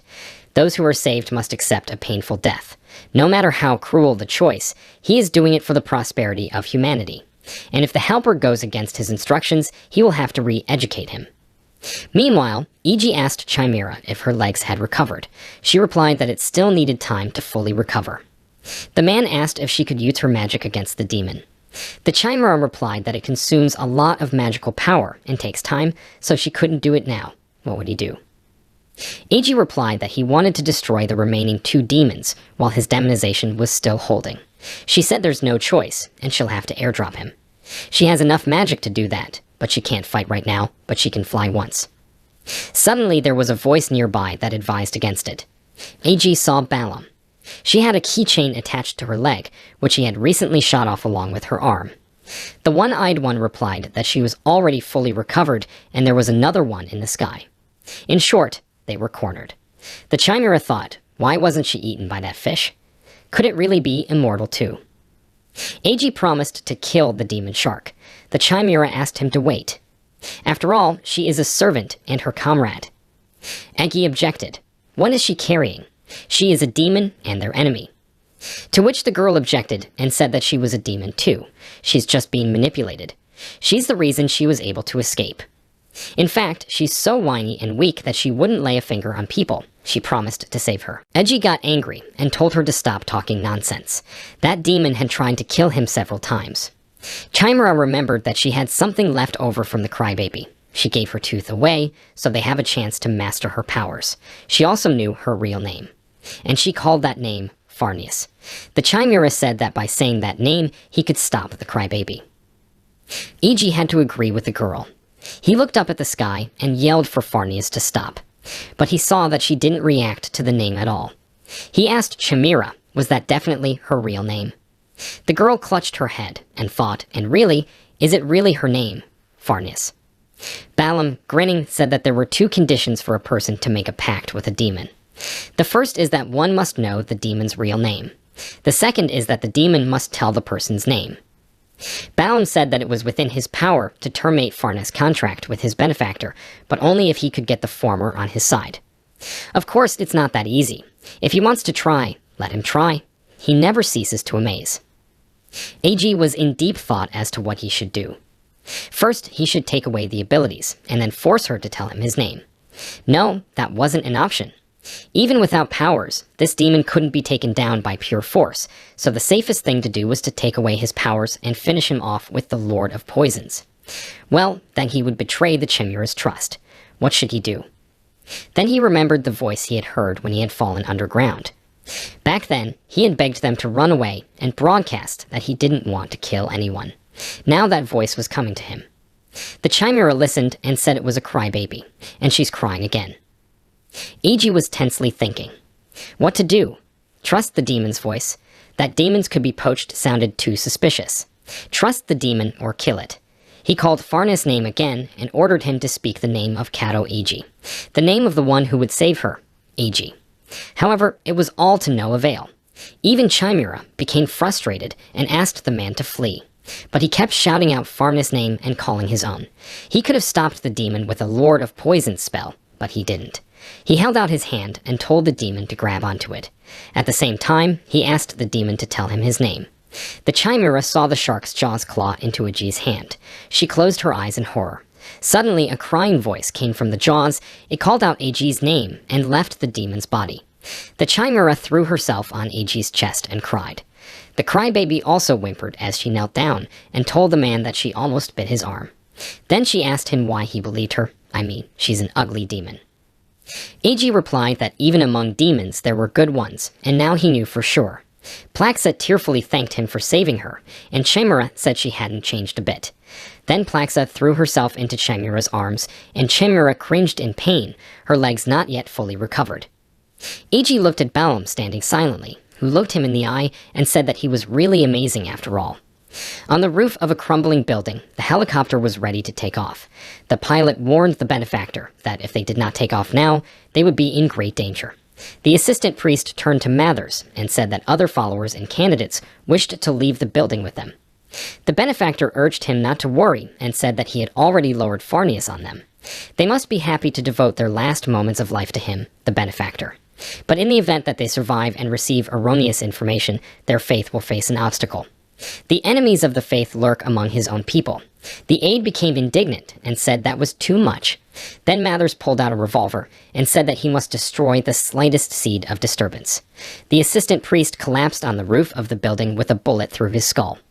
Mathers fixed his hat and said he should go back to headquarters and recuperate. After all, it wasn't just this region that needed a benefactor. He was surprised and annoyed that Balaam was late, and it was already nightfall. What was she doing now? The three companions ran across the floor of the building. Crybaby was carrying Chimera, whose legs had not yet fully recovered. Suddenly, E.G. stopped, resting his hand on the wall. When Chimera asked him what had happened, he replied that his transformation time had expired and his body was returning to human form. And this is exactly when demonic power is needed more than ever. And if they continued forward, they would definitely encounter the beast-like ones. Crybaby looked out from behind the door and said that they had already appeared. There were 3 of them. E.G. felt their monstrous power. He realized that he couldn't defeat them with his own hands. Suddenly, the Crybaby ordered the monsters as servants to kneel down. They fell to their knees. Chimera was very pleased with the way her pet had done these animals. Crybaby said that they obeyed her. Chimera offered to take them with her to the battle with the other demons. A.G. agreed and told them to help the survivors for now and get their well-deserved thanks. Crybaby said they were very strong, but only understood simple orders and it would be hard on them. Chimera interrupted her and said that they were just fools. The door behind which the captives were hiding was suddenly strained from the outside. When the door cracked open, they saw 3 beings, 1 male and 2 female demons. The man stated that they had come to rescue them. He also asked them if there were any other survivors. The girls replied that they did not know. They were only thinking about their lives at the moment of danger. This is when the Chimera interjected and said how nice that they hadn't been eaten yet. How nice that they had found them. The captives wailed that the demons had appeared again. E.G. calmed them down and told them that these demons were allies of the humans. The girls said they were lying. Mathers was telling them the same thing. Chimera told them to change their tone and not equate them with this man. Crybaby said, "It can't be helped. This questionable priest has been tormenting them, the people of the 3rd District, for so long." E.G. said that he had accomplished his main task. At first he wanted to beat up Mathers, but now he has the main task of rescuing the kidnapped, as he promised Haruko. That leaves the problem of how to get down to ground level. The original dilapidated building collapsed during the fighting, so it's unclear if the passage is safe. It's also unknown if the building will simply hold up while everyone evacuates. Crybaby took a step forward and spoke up to be listened to. The captives recoiled in horror. She turned to them to accept her help. She realizes she has caused them a lot of trouble, even though she was forced to and doesn't expect them to forgive her. Well, let her do what she can to save them. Edgy backed her up and asked her to have faith in her. He explained that the only way to get out of here safely was with the help of this demon. The one-eyed Balaam appeared before the benefactor's face. She apologized to him for keeping him waiting. He asked where the robbery demon was. Balaam replied that unfortunately she had not been able to catch it before sunset. The priest punched her in the face and said, not only has she put him in danger by making him wait in this dilapidated building that is about to collapse, but she is also not following his orders, making him disappointed in her. But right now, their evacuation is the priority. He would pick up the heavy punishments for everyone later. The one-eyed demoness replied that she would honor his punishment. Suddenly a nun appeared on the roof and urged the benefactor to look up into the sky. A fish beast hovered directly above the helicopter, blocking the helicopter's takeoff. Evacuation was now a big issue. The priest became indignant. What the hell was Farnius doing? Aji, watching them from behind the door, figured he'd find out when he saw Farnius in action. His escape route was blocked. Thanks to Farnius' help, they were here and had evacuated the survivors extremely efficiently. All that remained was to beat the crap out of the priest. A team of 2 demons, a human, and 3 beastmen stood on the roof of the building, ready for any battle. Ag called out Mathers by name. Seeing Ag and his crew, the benefactor told him that Farnius, the robbery demon, had brainwashed him. Surrendering her to him in exchange for Balaam would be a win-win. Ag replied that there was no way he would give her to someone like him. The crybaby also raised her voice and said, addressing the priest, that she no longer obeyed his orders. The benefactor was amazed at her words and ordered her to immediately give him the robbery demon. Farnius said that Chimera and Ag had saved her, so she wouldn't betray them for anything. The priest asked her, then what about their contract? Didn't the real name work? That's just ridiculous.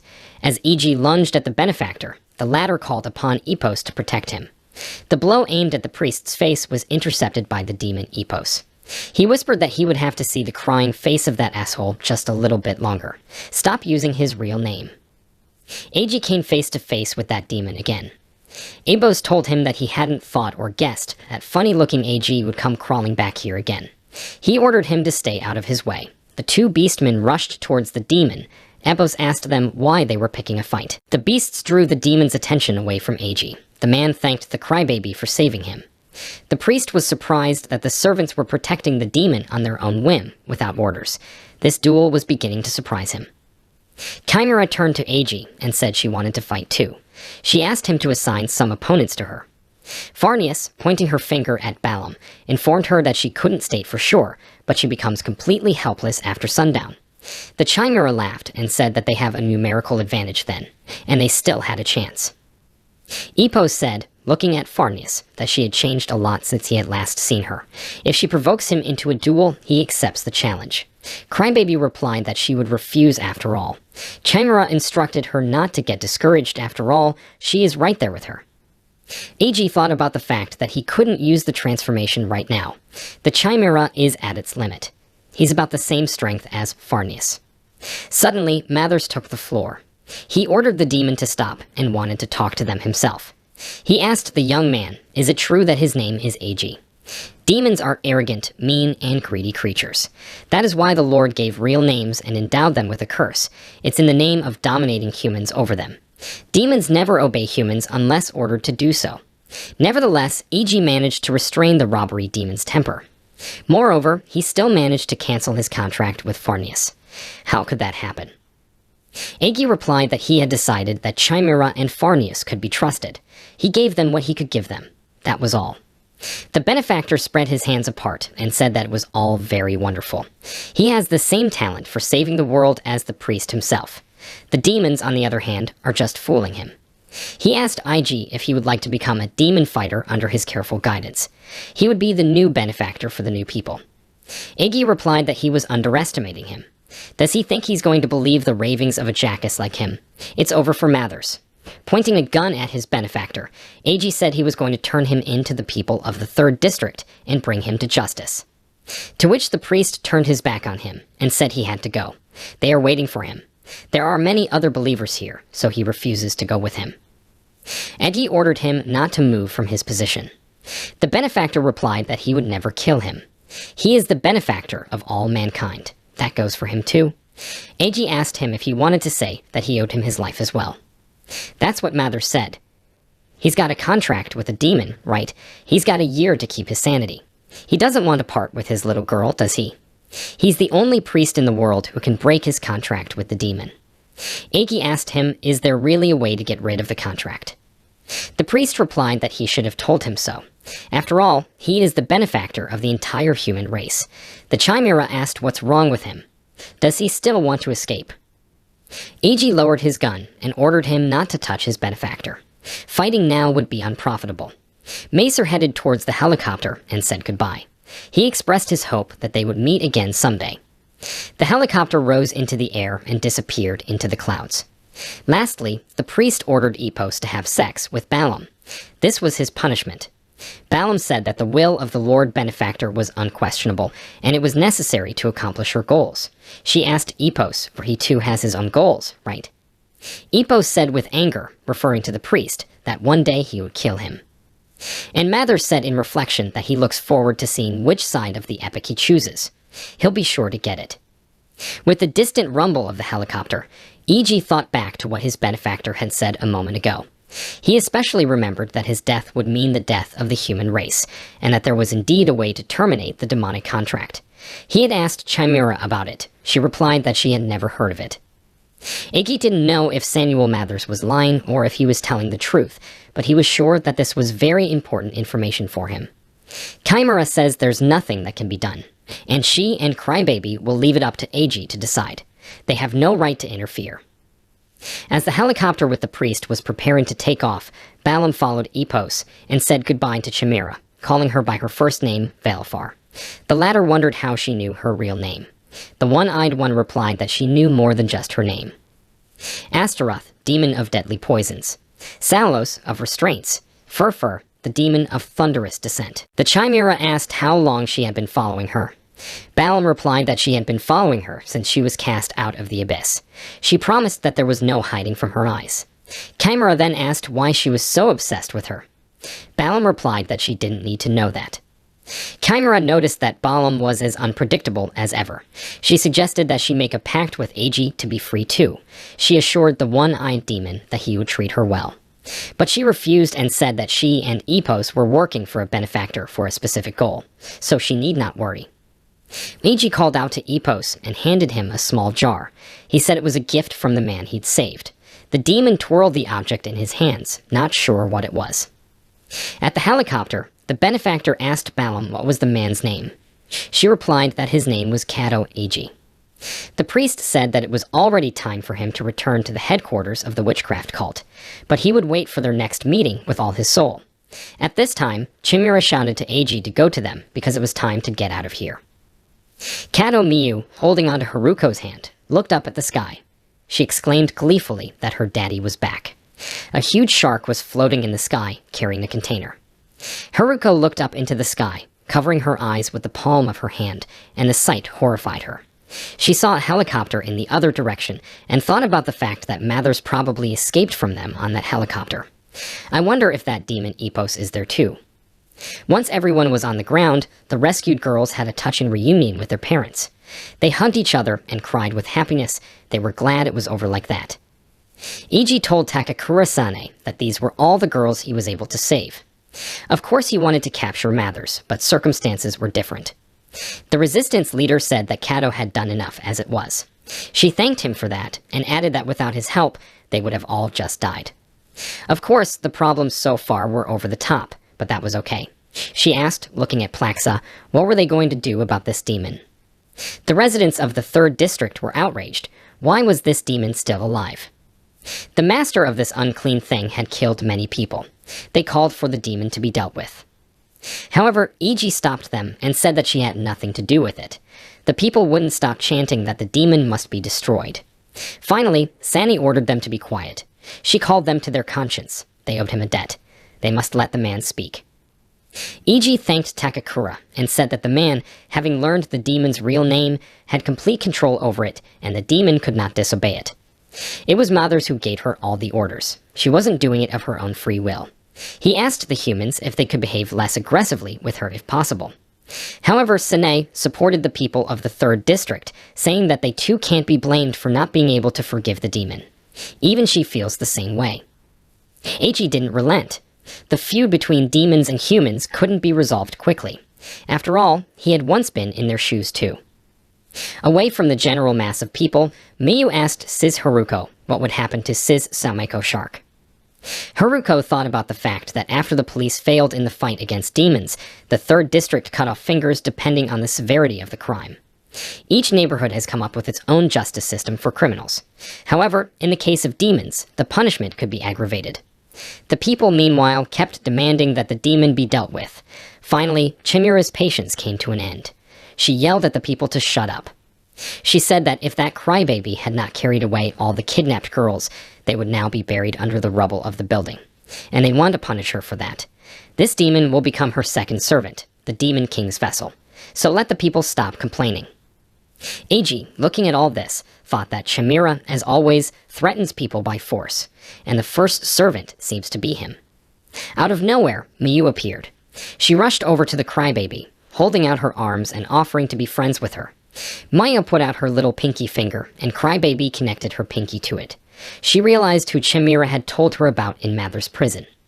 Eiji offered to take Sanat under his and Chimera's responsibility. The resistance leader thought about it for a while and agreed. She said she would talk about it with the others and make a decision. However, she wanted to put some conditions on it. Crybaby, meanwhile, knelt down and thanked everyone. Agi, Chimera, the humans. When everyone gathered around the fire in the evening, Eiji was asked what he was going to do now. After all, the 3rd district, which was supposed to be their base, was now just ruins. He replied that they would stay here. There are 3 demons withering over their territories. It's safe here. And safety is valued more than anything else at this time. He's going to continue to defeat the demons and help the humans rebuild at the same time. He was very happy that Mayu seemed to have already made friends with the local kids. He is grateful to all of them for having her in good care. Then Chimera told him that she knew of his desire to continue defeating demons. Ig replied thoughtfully, of course he would win. But if they're like Semiko, then he'll refrain from killing them. The girl reminded him that he had talked about killing all the demons not so long ago, how he had changed. He said he just considered the matter rationally. But the scaly demon, he's different. When he finds him, he will definitely kill him no matter what. Chimera told him that when she becomes the Demon Queen, she will have many servants, and they will call her the White Queen. She asked Ag to release her from Mather's pursuit because she doesn't want to see the face of that one-eyed one. Then she asked him if it was his fondest wish to terminate the contract. Agi replies that he doesn't believe that suspicious liar Mathers, and he's not going to give up the power he has from this contract just yet. It's enough for now that he's gained a little hope. Suddenly, Chimera turned her attention to his changed hand. Ig agreed with her and said that the demonization seemed to be spreading throughout his body. Even if the instant transformation was eliminated, there would be no turning back. It was not surprising, since the transformation was primarily damaging to the body. The Chimera laughed unhappily. She said it was a sign that he was getting closer to becoming her loyal servant. He should be honored. Then she thought that their contract was definitely changing Ag's mind and body.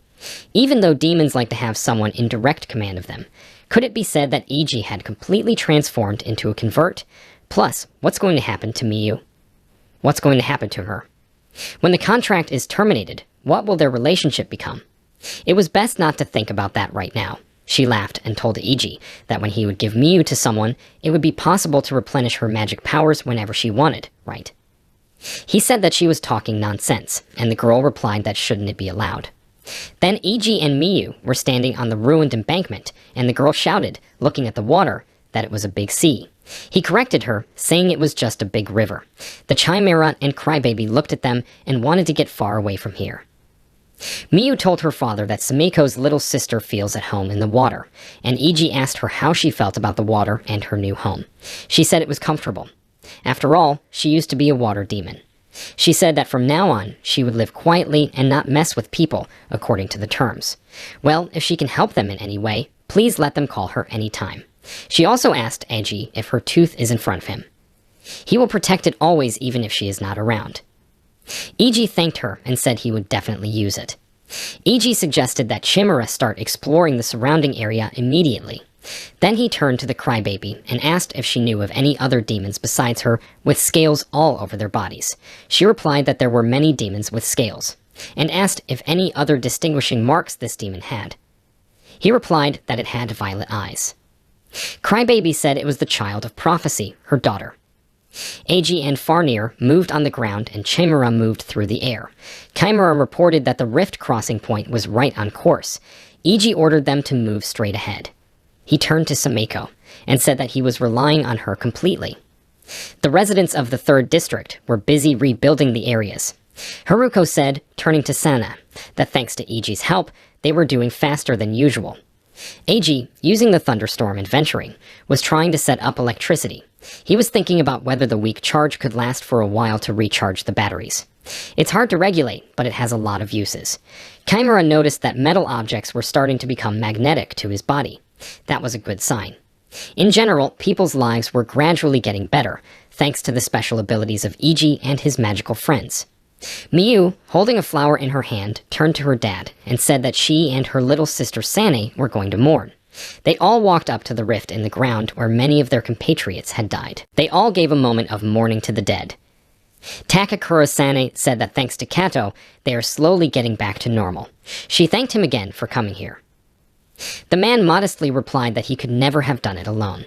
It was all thanks to Chimera and Semiko. The girl said it was hard for them to admit it, but it was getting clearer.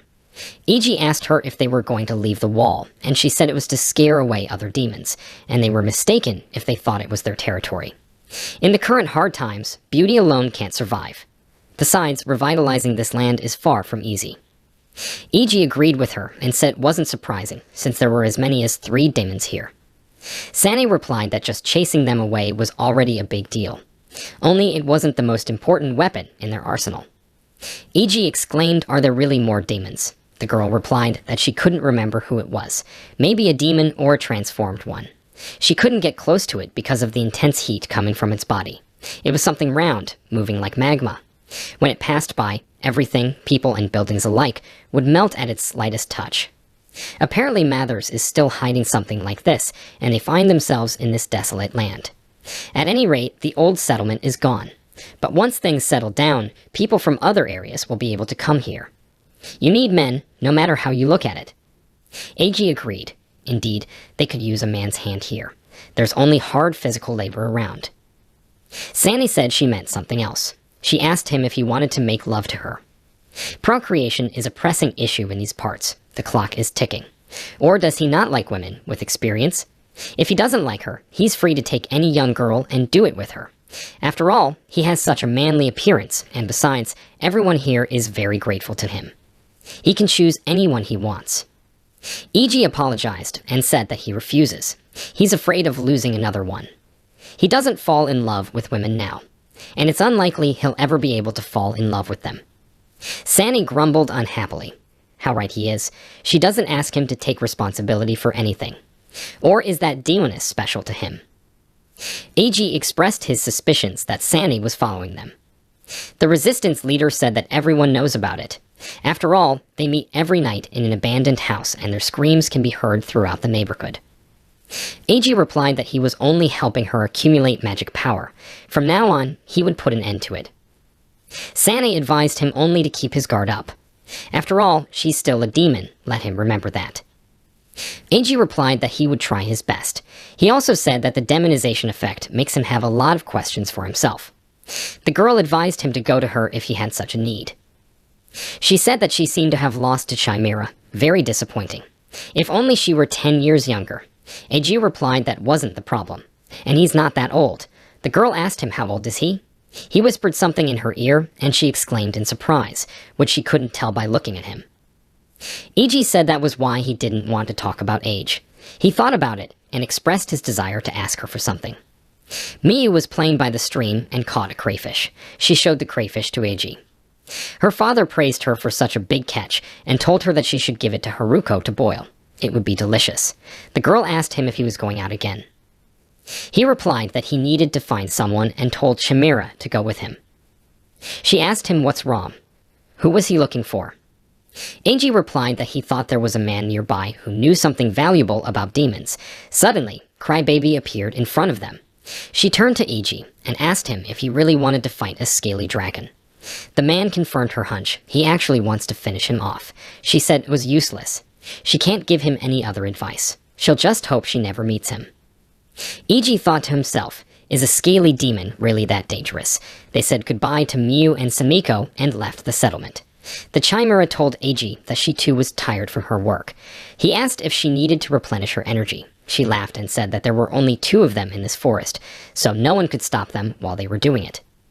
A.G. replied that just because Miyu wasn't here, it didn't mean she could be so brazen. She exclaimed that it was finally just the 2 of them. Wasn't he happy about that? He replied that he liked spending time with his daughter, but he was fine with her too. He agreed to replenish her body with energy. She thought, doing this, is it really only the replenishment of energy that binds them? Meanwhile, from the thick of the forest, someone was watching them through binoculars. E.G. sensed that someone was nearby. They had moved significantly away from the 3rd area. Obviously, they had entered some other demon's domain. That was to be expected. He told Chimera to stay put, while he himself went deeper into the thicket of the forest. He decided to kill it. He chased after the unknown and thought, who is it? A demon? A transformed one. And when he caught up, he realized it was probably just a pervert. It wasn't a demon or a man. He remembered his recent conversation with Sana. She had asked him if he wanted to get to know him. He replied that he needed to know about demons to be able to fight back. Besides, he wanted to see if it was really possible to break the contract between demon and transformed. She said then that she had a specialist in mind. A.G. asked her to tell him where he could find him. She replied that he was very strange. It was neither human nor perverted. This creature had the body of a man, and the head was a cock's head. In its hands is a pair of binoculars. AG caught him by the crest and asked him if he was peeping at them through that telescope. The rooster man replied that there had been a misunderstanding. He would never violate other people's personal boundaries. EG asked, then what was he doing with those binoculars? Instead of answering, he asked the man if it was true that they could replenish magical energy during repeated sex. And is it true that they can release leftover magic through the fallopian tubes? That's fantastic. EG became furious and punched the creature, saying that he was peeping at them after all. At this time, a chimera appeared from the bushes. She asked how much longer she had to wait. She saw the creature sprawled out on the grass and asked Edgy who was it? A transformed one. He replied that he was a pervert demon and a voyeur. When they tied him up, they asked him what his outfit was. He said it was to look like a convert, so that they would recognize him as a friend and let their guard down. The chimera said about the pervert having very strange clothes. Even she, a demon, would never go near him. Agi asked what he would do if he succeeded in gaining their trust. He replied that of course he would experiment. This whole masquerade was just for the sake of experimenting. Aija finally realized it. He realized that Shozen Atsushi was in front of him, which he asked the rooster man about. The man confirmed this, and asked them if they were a man named Kato Eiji and a demon named Chimera. He added that he had been told many things about them. Eiji replied that, though he had heard of him before, he had imagined their meeting a little differently. Chimera said if this Birdhead was the one they were looking for. Birdhead turned to the girl and asked if she was the demon Chimera. She confirmed his guess. Birdhead said he was honored to be able to observe real demons so close. He added that he was extremely excited about this meeting. She is so intelligent, noble, powerful. The delight of his eyes. The Chimera was extremely pleased. How could he realize her demonic nobility with a single glance? She told him, even though he was a bird-headed man, he clearly had a keen eye. The pervert said he was researching demons. Specifically, he studies their reproduction. For purely scientific purposes, he proposes that she make love to him. It's only to advance his research. He's about to be turned. Eiji kicked him angrily in the cocked head and ordered him to stop harassing Chimera. The girl said he was scaring her. Even she, a demon, got goosebumps. Eiji, meanwhile, says he won't let anyone else sign a contract with Chimera. She's his. Suddenly, the bird-headed man exclaimed for them to move away from him quickly. They are in danger. Then he shouted very loudly in a rooster-like manner. They sensed the danger and realized that now it was definitely the transformed one. Kuralike said it looked like she had arrived. He waited for her in that suit for 5 whole hours, and it was worth it. Where the hell is she hiding? She's a skillful hunter, able to blend into this dark forest. Finding her won't be easy. He asked to untie him and promised to hold her off while they ran away. He added that her target was him, and Eiji and Chimera could easily escape. Eiji replied, telling him not to be silly. He wouldn't defeat her with his bare hands. Eiji told them to be calm and rely on him. He turned to an invisible opponent named Hanako and urged her to attack him. Someone swooped down on him from the treetops, but Shozen deftly grabbed a rope that was lying on the grass, threw one end onto a large tree limb, and the creature found itself suspended by its arms. Eiji and Chimera marveled at the incredible manual dexterity of their new acquaintance. Suddenly, the creature tried to attack Shozen from behind. However, he quickly reacted to this insidious lunge and knocked the creature out with a single blow. He removed his fake rooster head and appeared as a young boy. Shozen apologized for the commotion and said that he sometimes lost his temper while exploring. Then he asked them, after all, they came here to learn more about demons, didn't they? Then let them ask. Eiji couldn't believe that their new acquaintance had killed a demon with his bare hands. What was he, anyway?